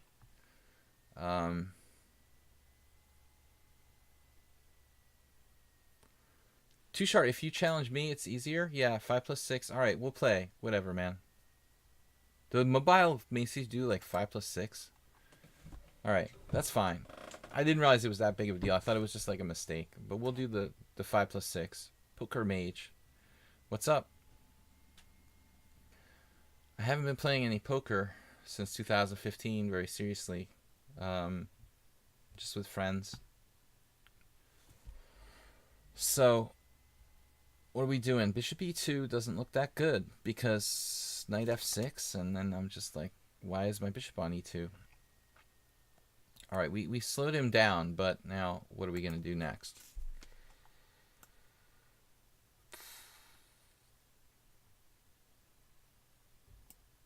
The river guarding rook. That's what my friend says. I almost played rook b1, but I decided to use my lateral superpowers. Everything's protected. Every one of my pieces is protected. Look, h3 is protected. e4 is protected. Like here, here, here, here, here. No, that's not protected. All right, sorry. I got excited. b4 is not protected. Have you had any strong finishes on EPT? I blew this one tournament where I was like probably in good shape to make the final table, and I did like in in rapid, I want to say, like I did final table like a turbo at Prague, but a couple years ago. But I had a chance in a kind of main event in Copenhagen where I messed up really stupidly against Michael Turiniak. I like made a crazy hero call and just busted out. I probably could have made it to the final table if I had been like sensible, but I got excited. But I don't play much live. Only a handful of live tournaments and stuff, and I just have no money, so hard to play poker with no money. Okay, knight on h to f6. We're going back here. He's going back. He had enough, so now he's thinking, okay, back there. We just keep building on the queen side, building on the king side, building.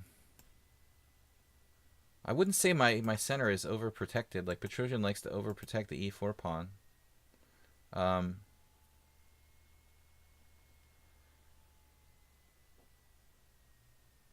a professional min casher in poker tournaments. I have a very, very high in the money percentage, but too many like min cashes. I need to take more risks. If I had more money, I would take more risks. It's a paradox. All right.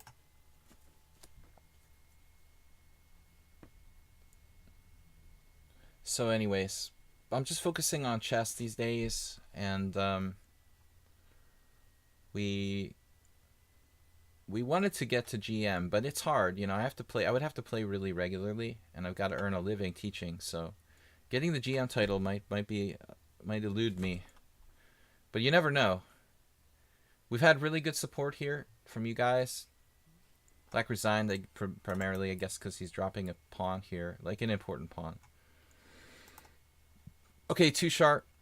Living Prodigy has challenged me to 5-0. I'm not playing 5-0. I'm not playing anything 0. We're going to take Tushar because he's a subscriber. He has to go. It's really late where he's at. Being poor sucks. Being dead is worse. Don't forget. Just be happy to be alive. All right, you know, being alive is the first priority. Being healthy is the second priority, and the third priority is not being poor. But um, we'll take what we can get. Sparkle Horse against Tushar. 98 to protect the pawn. Wait a minute. What am I hallucinating? Was I hallucinating? Maybe he just resigned because he had no time left or something? Hold on a second. I said being healthy, didn't I? The first one was being alive, the second one was being healthy, and the third one was not being poor, but it's like only our third priority. Alright, knight f3, c5. Play symmetrical English. You hung the pawn. Wait a minute, Turkey Farm, but now I'm confused. Now Arsenal fan made me think like it was protected. S4, thanks for the donations today, man. S4 is he's the chip leader for the week with a 1,004-bit donation. Guys, tomorrow, as Panda announced, we're gonna have a 5+2, a 5+2 viewer, just for fun, viewer tournament here, 4 p.m. EDT tomorrow. Don't dismiss being dead as a bad thing. You're finally free. Well, in the light of recent events, we'll probably, you know, assume that most people shouldn't think that way. Knight c3, g6.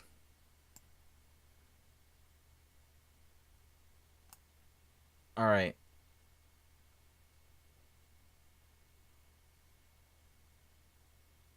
Well, we're not going to be able to play chess when we're dead.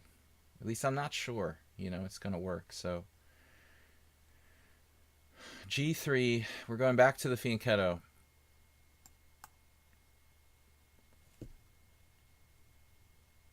We will never get to play all these 9 games. I only have time for a couple of more. It looks like the subscribers, Nefidov and Soltigo, and then like probably one more. I think I'll get to at least one non-subscriber. I'll promise at least one non-subscriber game, but I can't promise more. Well, you can use your power as a ghost, I had the stupid idea, and nobody ever really picked up on it when I suggested it once or twice, but it would be fun to do a stream where you had like a seance stream, We could channel the ghost of like a world champion like Alyoshin. We'll get Nefidov to do like an Alyoshin voiceover or something. And we could I just thought it would be fun. Maybe for Halloween, that would be an awesome stream.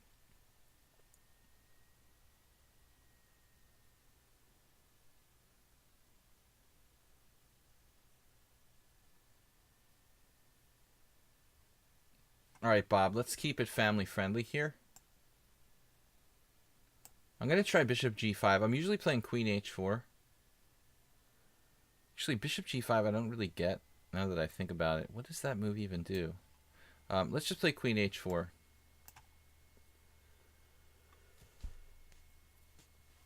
Do I have a kid? I have... Who knows how many? No, I mean, I'm a dad. Bishop e6.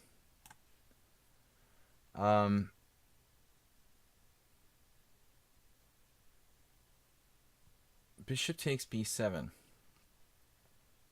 Okay, this actually... He's like offering up the pawn. Alright, I will take. Totally looks like I'm just losing my coordination. My queen is out somewhere. My bishop's out somewhere else.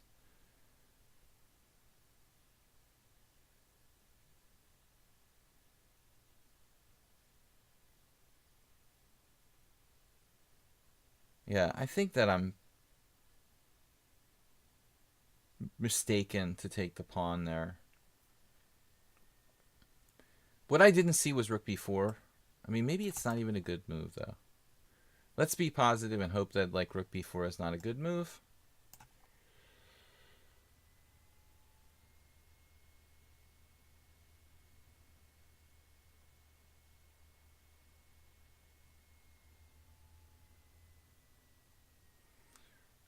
You went into Ancestry.com and downloaded my DNA.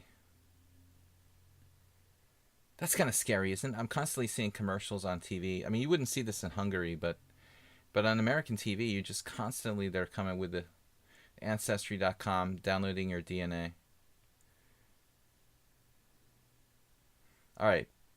You see, that's weird. Like, he played rook b8 and then rook c8, and that's actually what I was kind of hoping would happen, because it seems inconsistent. For some reason, this disturbed me more, rook b4. Not because it rhymes, just because.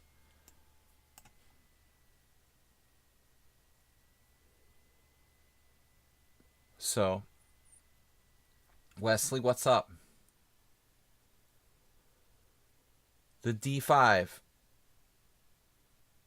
He's close to... he's kind of close to a game that Fly in Sky, this guy whose account finally got banned after I knew that he was cheating. It was like a couple of stream games where he played like an engine against me, and he had a super high bullet rating over 2700. And I said, this guy's a computer. Nobody believed me, but then finally he got banned.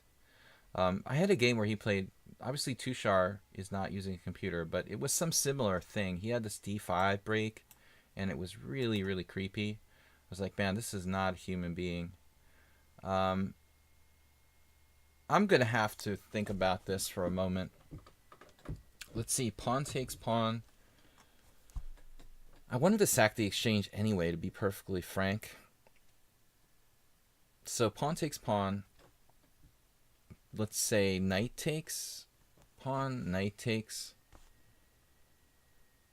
Bishop takes a1, and then knight takes e7 check, and I'm winning the exchange right back. So actually, that looks okay.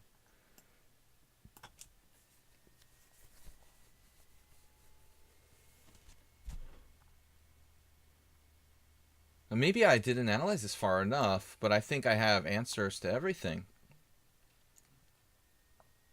He just snapped back, and this is hanging. But I think I have bishop h6 at least, don't I? At the minimum. It's not quite so simple. There is a move on bishop h6 he might have.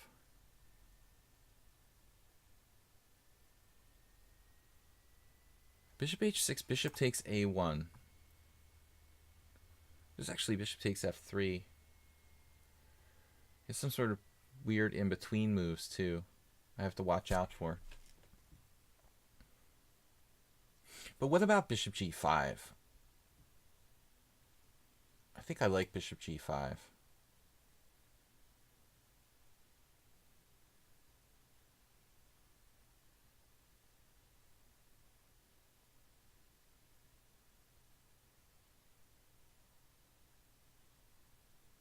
I'm going to go with this. I'm running out of time. d5 is a tough move to find. He is fairly desperate.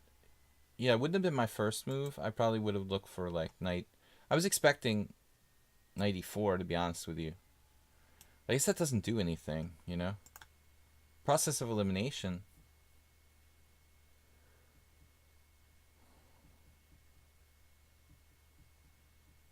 Now we actually have a couple of options. I could even play rook d1. Rook d1, bishop d5, e4.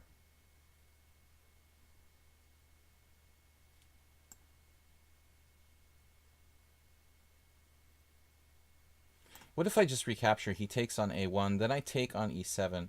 Then I was looking at queen b6, because I did analyze that far.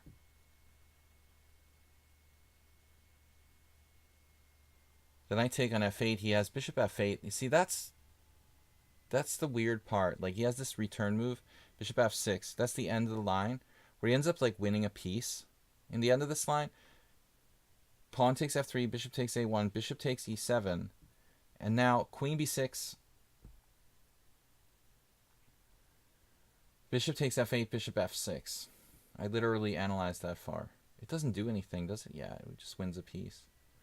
All right. So I'm running out of time.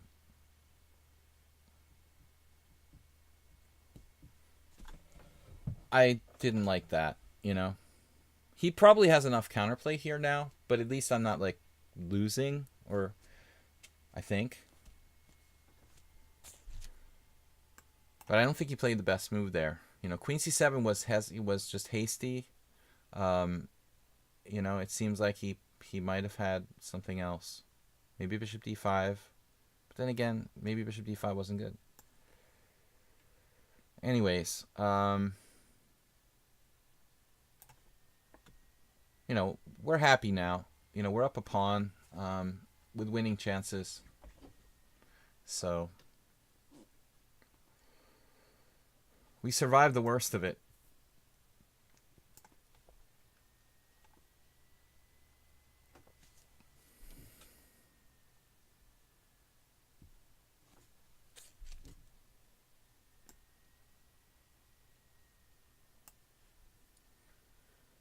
I wasn't 100% confident about the rook ending, but maybe I should have been. Could have saved me time to play Queen D4 check and then just Rook C2, Rook A4. Actually, I think I see the line. Rook C2, Rook A4, and then Rook D8 with the threat of Rook D2. Rook takes A7, Rook D2, A4. No, he can get behind my pawns and stuff. It's kind of weird. I think I'm winning here. But I can't make any assumptions. If I take this pawn, he's gonna pick another one off. So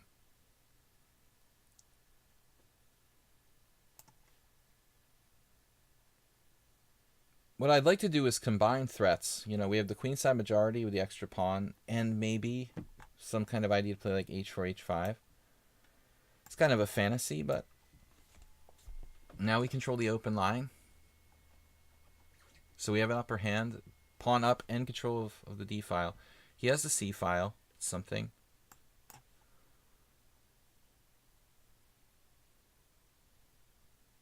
I mean, I can't say conclusively this is a winning position for white. I mean, white is better, but to say that conclusively, difficult to do. Thinking, how can I improve my position here systematically? I mean, maybe G4 could be a plan.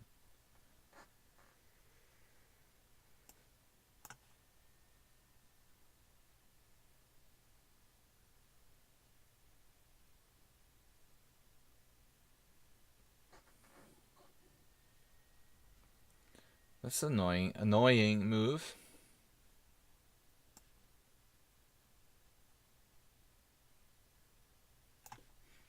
All right, I don't want to lose on time. He's got a huge time advantage. I think I went with the wrong plan there. I should have played Queen F6, not Queen A4. Now on Queen F6, this is harder to deal with. He doesn't have any more annoying Queen A5 stuff. And I think with Rook D7, we start to put a lot of pressure on him.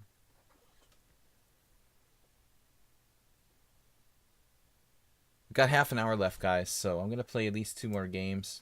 What's he doing? He's sacking a pawn. All right. Well, we'll keep at least one of these pawns. Pawned us.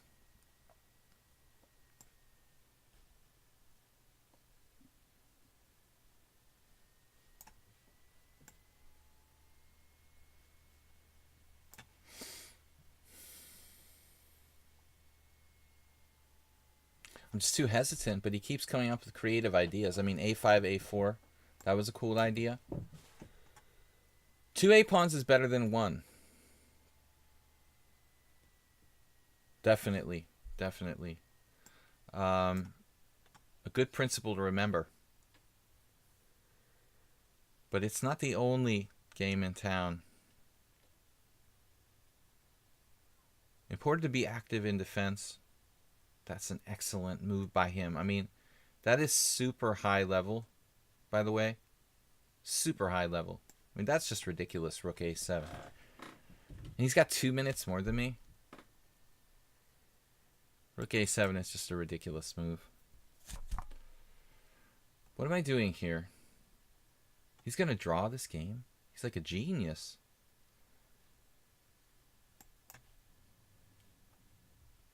I can't double on the 7th. I can't do anything. Wow, dude.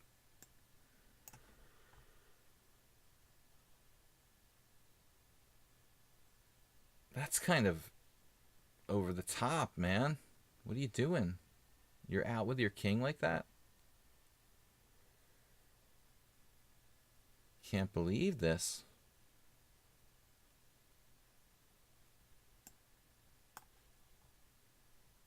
How does he have 2 minutes more than me? There's a 6-second time increment, though.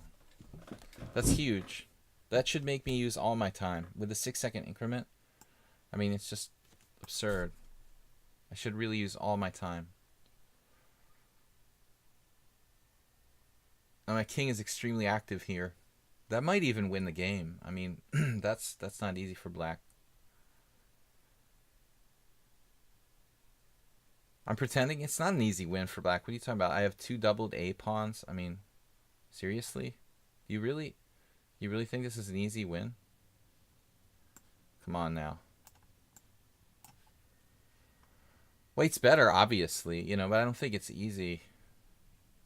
Well, Nefedov didn't use the word easy. He said it's a win for white. I wish I was that confident.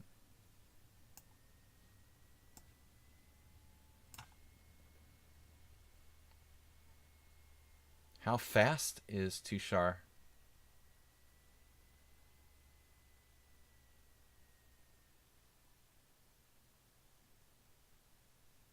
I'm not at all confident what's going on here.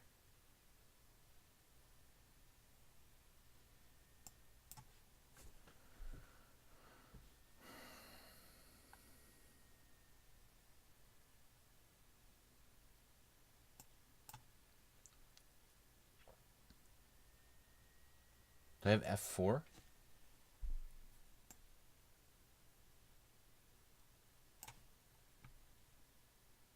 I mean, this is just getting weird now.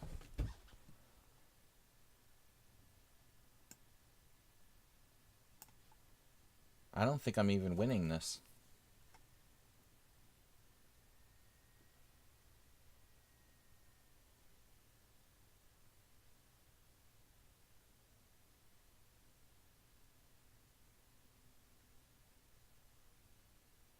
Oh, F5. That's a good move. All right, I have to resign now. Good game.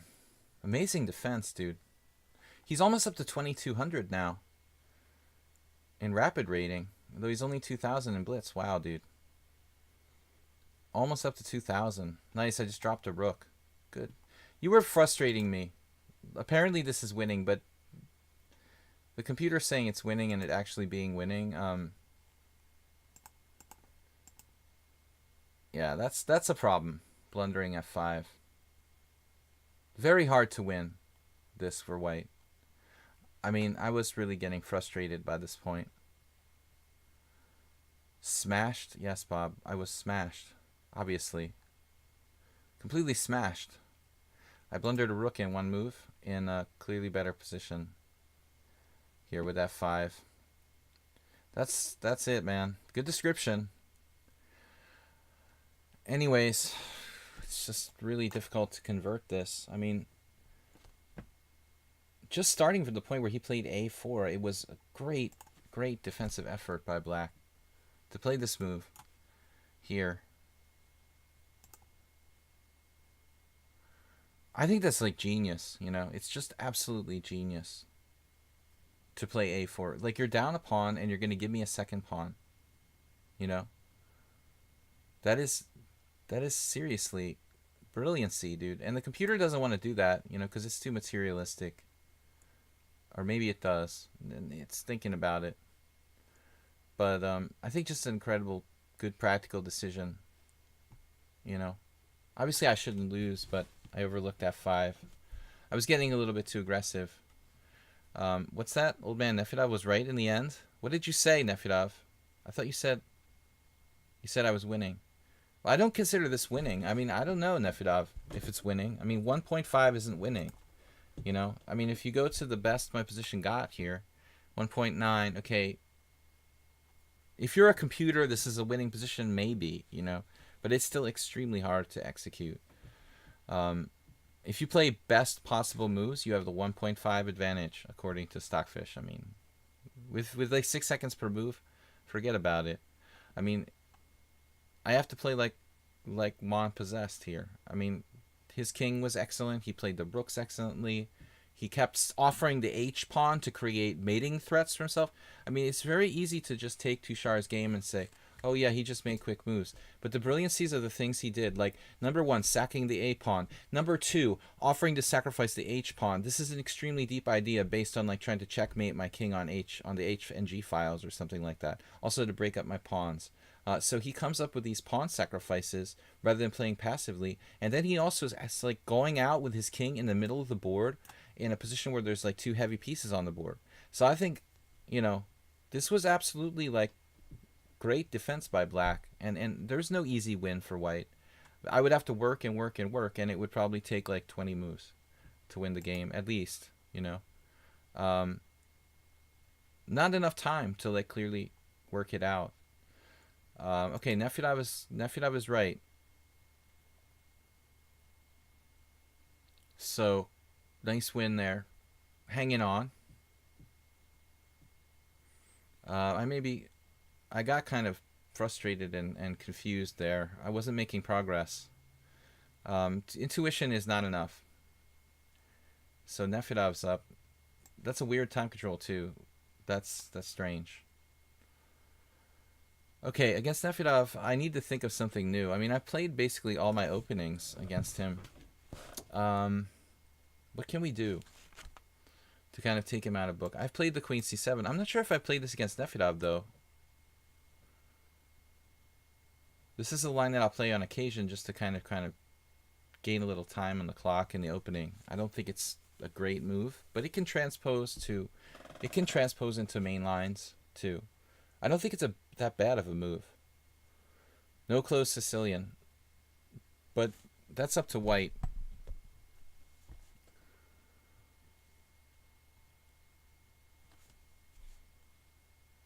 I saw F5, but I was sitting there thinking, like, if I don't say anything, he might not see it too, you know? You always see it after you blunder. I mean, I'm sitting there, I don't see F5. There were all these pins, and I guess I thought his F-pawn was pinned or something. So Nefyadov plays C4. That's a serious transpositional move.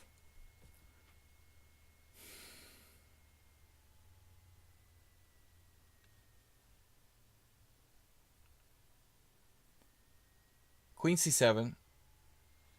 We'll end up playing some kind of normal Khan Sicilian or Taimanov, whatever you want to call it. But hopefully Nefyadov will be put into a situation that he doesn't play normally. Maybe the move order will kind of mess him up a little bit. The Argentine Grandmaster Quinteros was the first one to play Queen C7, and I'd never met him, but I heard he was kind of a nasty guy. A4. Alright. That's weird. It looks like it weakens your queen side. It feels very inflexible. So A4.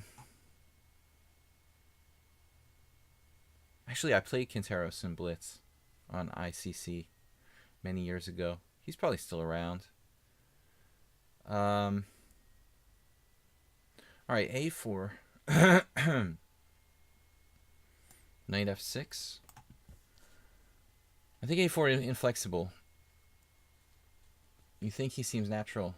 Nefyadov has his comfort zones, you know, and if you take him outside of his comfort zone, he doesn't play as well. I guess that's true with everyone, you know, but some of us play many openings, and then, you know, if you're Magnus Carlsen, you play every opening. It's easy, you know, to adapt to new situations. But a lot of people are much more limited. Most players are much more limited.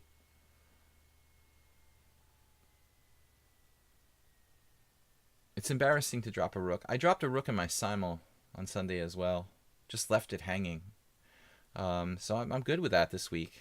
That's 2 straight streams where I just lost a rook. Just to show that, you know, this is why I'm not a grandmaster, because I just drop rooks randomly.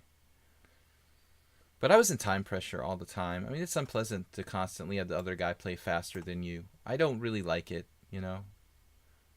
There's this onus on me constantly. It's my turn. I can't think on his time ever. I don't know. It just that's what Kovalenko did against me. He just like moved instantly, and then after a while, I had like 5 minutes and an hour, and I had a slight advantage at one moment, but the time was too much. It's just too much. So, all right, this bishop obviously has to get out somehow. This is a kind of typical Snake Benoni. I'll call it Taimanov Sicilian idea. It looks like it's going to develop into a maneuvering game. Yeah, well, I was hoping he would play d4 Arsenal. I was under the assumption. Normally, Nefedov does play d4. He plays the open Sicilian.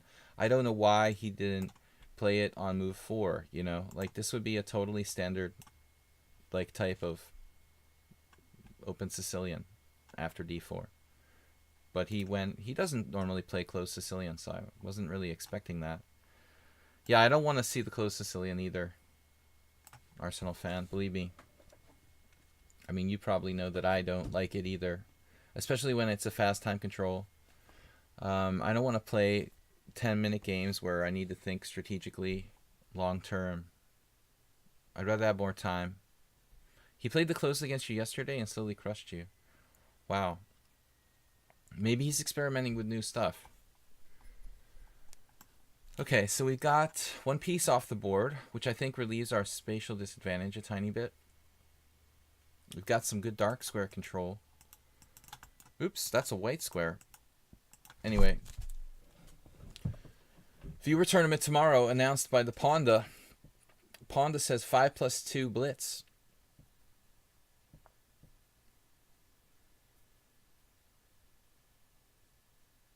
Now, that just loses a piece. Now everybody's just dropping pieces. I'm dropping rooks. Nefedov dropping a piece. All right, Gru. Good game, Gru. So Ponda, Soltigo. All right, he just forgot the bishop was defended. It's strange, Nefedov doesn't really play for tactics. He's a positionally based player. And it's not right or wrong. It's just a statement, a fact. Python strategy. Interesting. But Soltigo playing b3. What makes Nefedov lash out with knight d5 in a tactic that doesn't work? You know what I mean? Psychologically, why does that happen? He's not normally playing for tactics, so it's kind of funny to see him make that kind of mistake. You'd think he'd be extra careful not to do something like that, but maybe he had a long day at work. All right, bishop g4.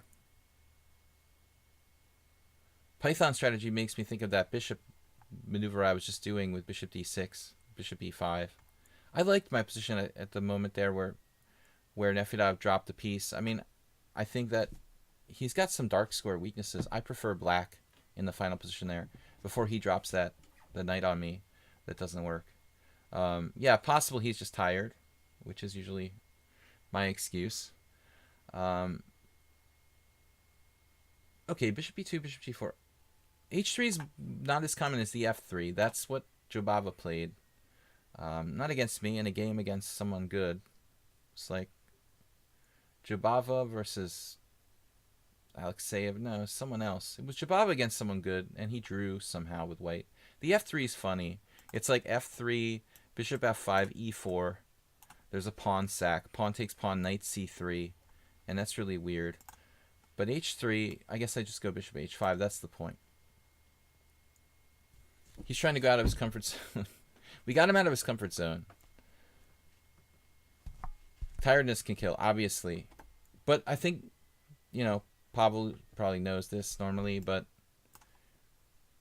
when I'm playing a simul like 25 players, I'll make a conscious effort, to try to not let it get complicated, or even play for complications. So if you feel you're tired, I mean, you just shouldn't even try to play tactically, You know your weaknesses, and if you think you're tired, you have to actually change the way you play. Like, there was a discussion in a baseball game yesterday. I was watching the Yankees play the Mets for a little part of the game, and really good starting pitcher for the Yankees, Luis Severino, was pitching, and they were saying that he has this unique ability as a sportsman to make adjustments to his own game during the game. I mean, I think that's impressive. Not too many people. Most people need a coach to kind of say, okay, look, you're doing this wrong.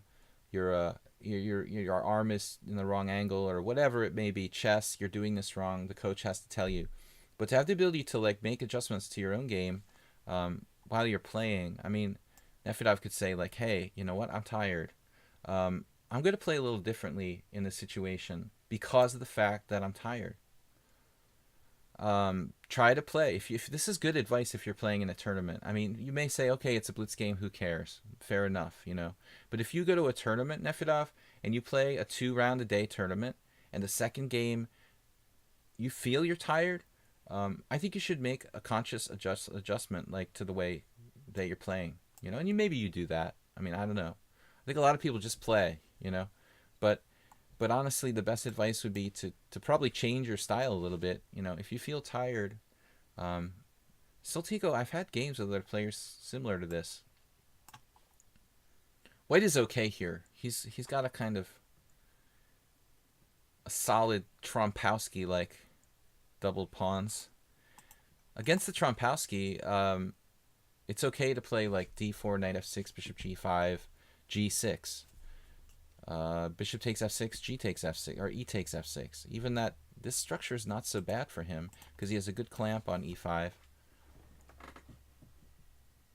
You would play b4, I think, or leave it on b3. What's that? Anyway, alright, so I'm trying to trade bishops probably. This Soltigo thing that I noticed a while ago, and I mentioned it on the stream. I joke about him being subtle Tigo and stuff like that, but he has a thing about not castling. It almost seems like an obsession, bordering on obsession, where I like to be flexible about castling, but he takes it to a new extreme. Like, he just refuses to castle for a very, very long period. And this is because he never learned from classical books. If you pick up a chess book for beginners, any chess book for beginners from the last 50 years, it'll be like, okay, you've got a castle in the first 10 moves. That's like standard, right? Usually take time off to compensate for tiredness. I just play the same way every game. You definitely do worse. You gotta adjust for hangover, Arsenal fan. There's nothing worse than the feeling of going to a chess game with a hangover.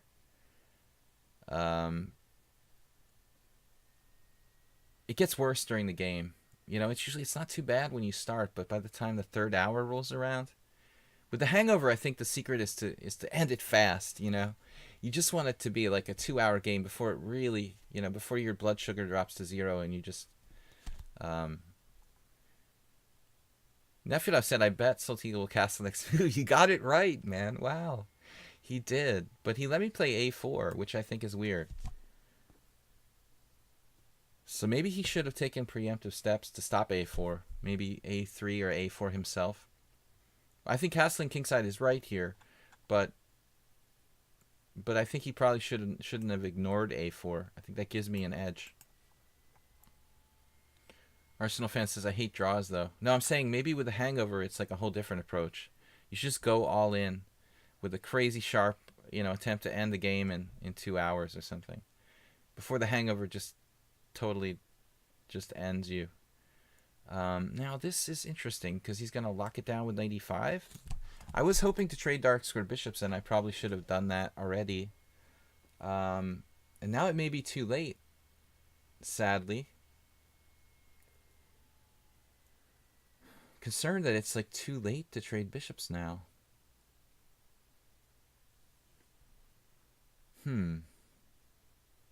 I guess I waited too long. That was my plan all along.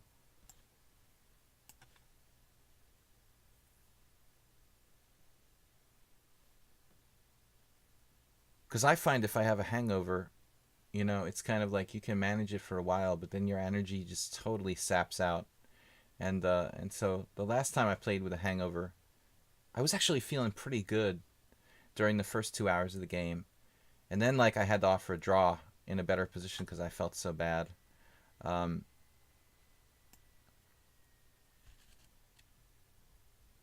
Maybe I should exchange these bishops. This is a really you wouldn't want this position when you had a hangover, that's for sure. I mean, this thing is like awful closed and it's going to take forever. Now he played d4. Wow. That's a controversial decision. I think the d4 pawn could become a weakness. But he's also got bishop a3. Uh-oh. Uh-oh. So you want to sack the exchange here. Knight d6, bishop a3. And then what do? I have to play some very awkward move and let him trade off. That's probably not a big problem. Let him trade off. Man, the whole game just changed. Bishop a3. So I should play a3, and then he plays bishop c3. This is getting pretty darn irritating. Did I get a hangover from drinking Fedorovich beers? Oh, no. You're not going to get a hangover from like 4 Budweisers. Unless you... No. I almost got a beat, though. A beat down. Which is worse than a hangover. That's much worse. I'm running out of time again. Man, I'm enjoying the thinking today, though. This is a disaster. Where do I go? a3. Queen b6 is bad. I guess we'll just work it out. I don't know what I'm thinking here. Bishop a3, queen c7 or something really strange. Looks like it's almost forced. We'll just live with it. I'll play queen c7. I mean, I'll have to let him trade it off. He didn't do it. Now I'm getting out of the future pin. Now that knight, like, I can't really afford to take it. I have to live with it, which is extremely unpleasant. I'm going to beat up your dad. That's what Hikaru said to, or John said to Hikaru. 5-card draw must be a fan of my friend John Fedorovich. Funny guy. John is a funny guy. Just don't steal his beers. Tushar says, I always get into a bad position. Well, I think you're playing too fast, man. I mean, you can't have it both ways, you know. You can't play a great game and then put the other guy in vicious time pressure at the same time. I mean, you're making a concession in there, you know. You're really making a concession, Tushar, I think. You're consciously playing fast, so you're going to make mistakes in the hopes of putting the other guy in time pressure. I'm taking all my time. Of course, I'm going to play better moves. But you have more time than me, you know. Not easy to say. If you took more time, you'd have a better position. Man, I'm not really happy with this. Maybe I should have played f6 there. I couldn't because my g6 was hanging. So, excellent game by Soltigo. Looks like he's actually on the border of being better here. The border of better. He's got more space. Arguably more space. And then the king side's kind of cut off. He sort of severed my position in half with e5.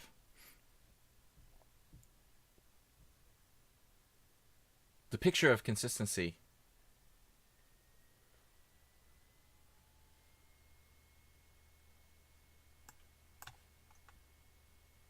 Trying to put some pressure on his center. I mean, what else can I do? Now he's locked it up. Like, the whole position's going to get locked now. There are no tactics here.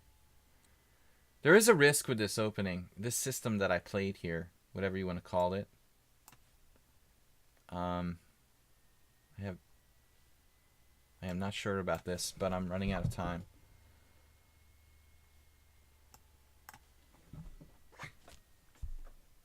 We need to bust it open.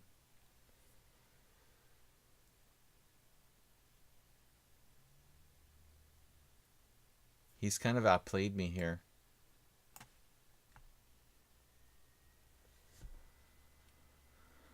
Taking my life in my hands. All right, man. Tired. It's a better position for white. Good job, Soltigo. You're better here. He offered to draw. I was going to play for f6. I mean, that was my plan, but it's very, very risky.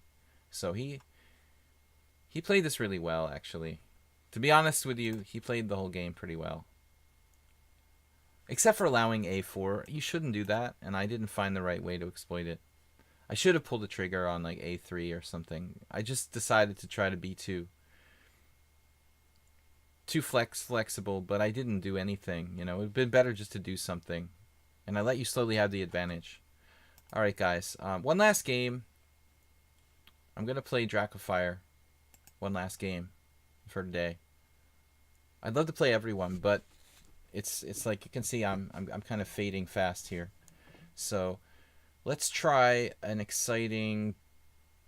something exciting. Good game, Soltigo. I had a long walk today. I don't know. Maybe it took something out of me. Not b3 again after the last game. Tough game there. Well played, Soltigo. You were better. I need a new approach. Something different. Another b3. I can't play it again. That's the drawback with that system with bishop g4. Truthfully, I would say f6 is an appropriate idea against bishop b2 in a lot of lines. Not without risk.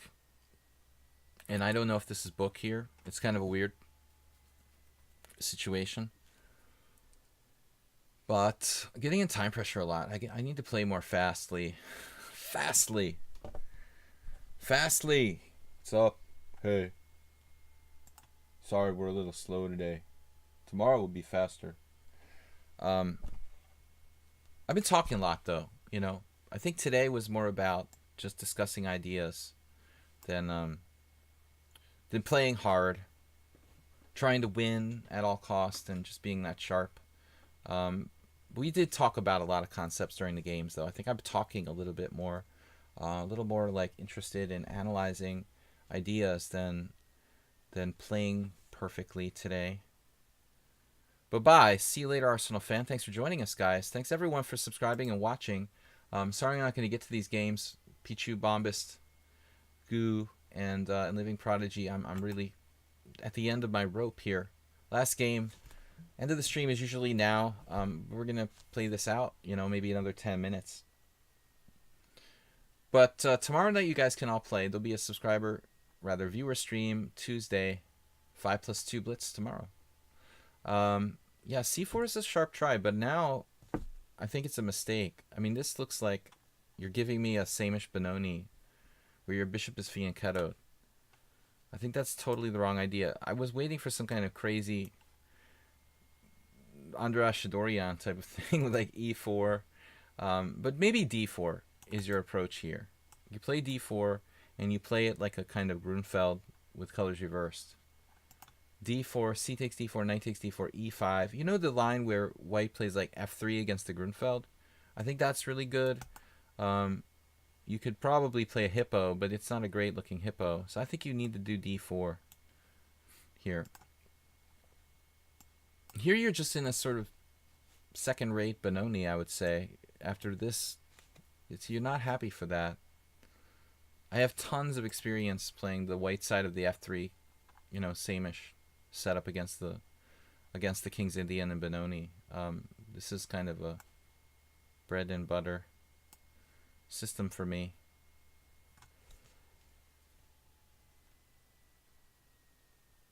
All right. It's crazy how chess players are genuinely good guys.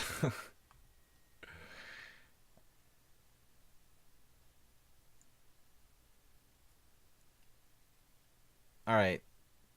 It's crazy how people are generally good guys. All right, queen d2. I don't really need queen d7, but it's also a useful move. I do need to develop my kingside, though. Maybe that should be the first priority here. This is a special move that's made possible by the location of that bishop at b2. You know, if bishop takes h6 was on, I could never consider this. Chi. Thanks everyone for watching and subscribing. I'm going to close out these stream challenges. We're not going to get to any more Pichu. I appreciated the game the other day. It was really tough. I'd love to play you again. Hopefully, like Friday, I have open challenges. Wednesday, another stream where I'm going to take subscribers. But you can play in our tournament also tomorrow night. If you want to join the stream tomorrow at the same time, we'll have a 5+2 tournament. Everyone can play. Move 11, what's up? In this position, would you try to playing on the king side? It's more on the queen side, believe it or not. It depends. If white plays really badly, really passively, it can turn into a king side attack. But because my c pawn is forward, it's not a pier. It's a queen pawn opening, and I'm basically, you know, looking at it as like a, yeah, I'd like to play all over the board basically. It's a spatial advantage type of system, and typically you're just taking space across the board, wherever you can get it. It looks like Dracofire here. He wants to take back. All right. If Nefedov had asked fast enough, I would have definitely done a take back in that game. Yeah, I mean, this is the thing. If you don't know what to do, you're going to lose because you have no space. He's already, like, in a lot of trouble, you know, spatially. We're going to play more on the queen side. I mean, the plan would be to play, like, rook b8, b5, maybe break on the queen side. But you also have the attacking chances on the king side as well. But I'm not going to do anything crazy like play h5, g5.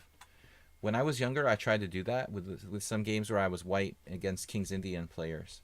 And I just went berserk, like throwing everything at the other guy, leaving my king in the center, or even trying to castle queenside.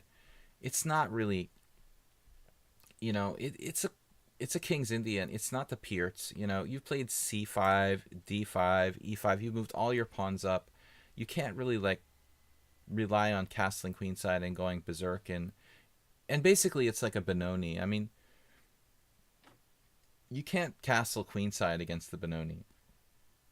This bishop is just too strong, you know.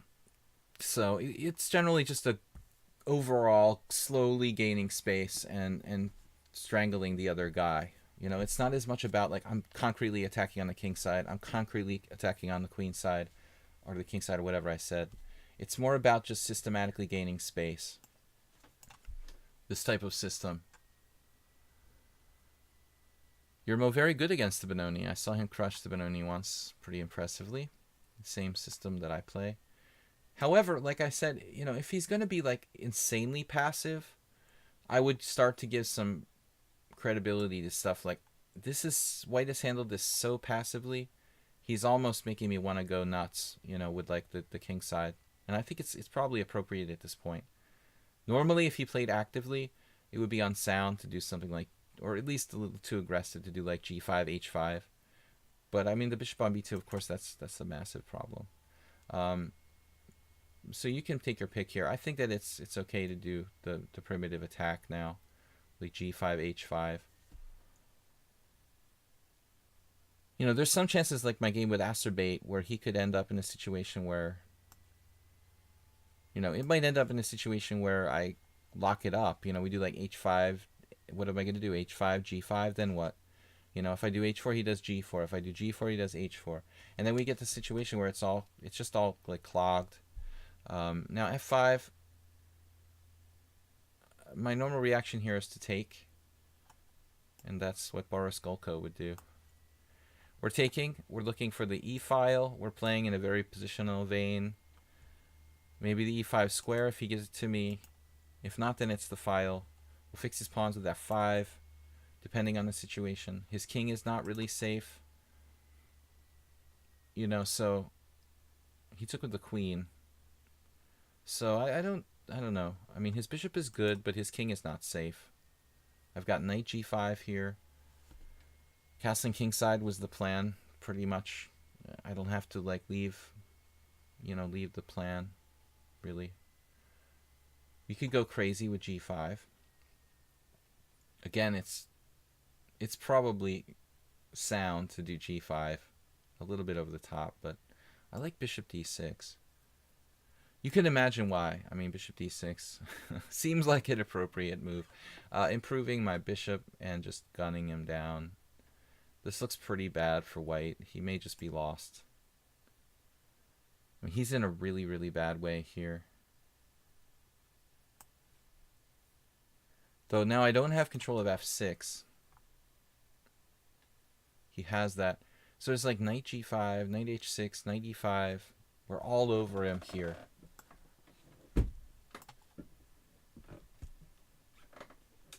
And the space advantage is massive. I was even looking at knight g5 to play h4. Just the hole itself on e3 is almost untenable. Looks like fatal. This is just too strong. Does he have defense with this attack? He's gonna have defense with queen f3 and like try to defend. All right. Maybe we will have to castle queenside. I said never castle queenside in the Benoni, but there are exceptions. This looks like one of them. So knight e3 though might just take him out. No, he's got moves. That's annoying. Castle queenside. I don't really want to castle queenside. Screw it. I'm gonna play rook b8 and keep my options open. I'm gonna give him any counterplay. He's just handing me the exchange now. Is this queen trapped in mid-board? Knight e5? It looks like it basically is. Yeah, knight e5. Man, it's not looking good for white. Got a lot of knights around there. So his pieces are just all at home. You know, this was a disaster. Dangerous system if you don't know what you're doing in the Benoni structure. c4 is really, really a bad idea here. So he plays g3, f6. And let's look at this before we finish the stream, guys.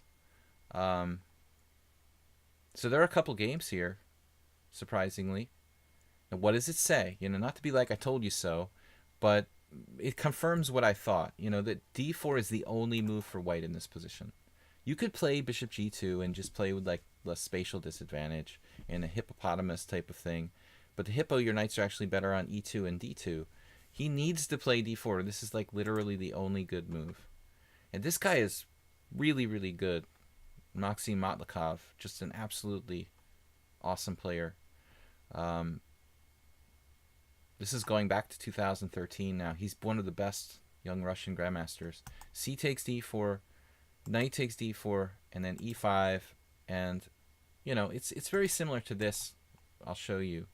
You know, f3 against the Grunfeld. So we play d4, black plays knight f6, c4, g6, f3. You know, it looks pretty similar to this type of line, for example. All right, guys. But anyway, d4, the best chance there for Dracofire. The Benoni he got was a very bad one. I will see you guys later. It's been fun. We'll have a viewer tournament tomorrow night. Thanks for the donations. Saul, 1004, Juicebox Wizard 1002, Clash Kid 1001. We had other donations from Tushar, from Merle Dixon. So lots of support for the stream. It's awesome. Thanks again, Move 11. You're welcome. And we will be back tomorrow night. 5+2 viewer tournament here on lichess. I hope it was instructive. I may have not played perfectly today, but I think it was still worth watching. I will see you tomorrow, guys. And Panda, say goodbye. Wave goodbye. Hello. Goodbye. I love H4. Don't forget, tomorrow, 5+2 Blitz tournament here on lichess.org. Bye-bye. All right, guys. We will see later. Tushar, you're still here. You have one question. Ponda, what's up? Jane Ponda.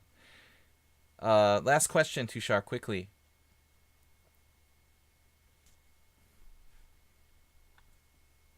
Do we still have Tushar? He said he'll ask tomorrow. Maybe he left. He probably left. Anyway, we're holding the whole stream for you. Nothing big.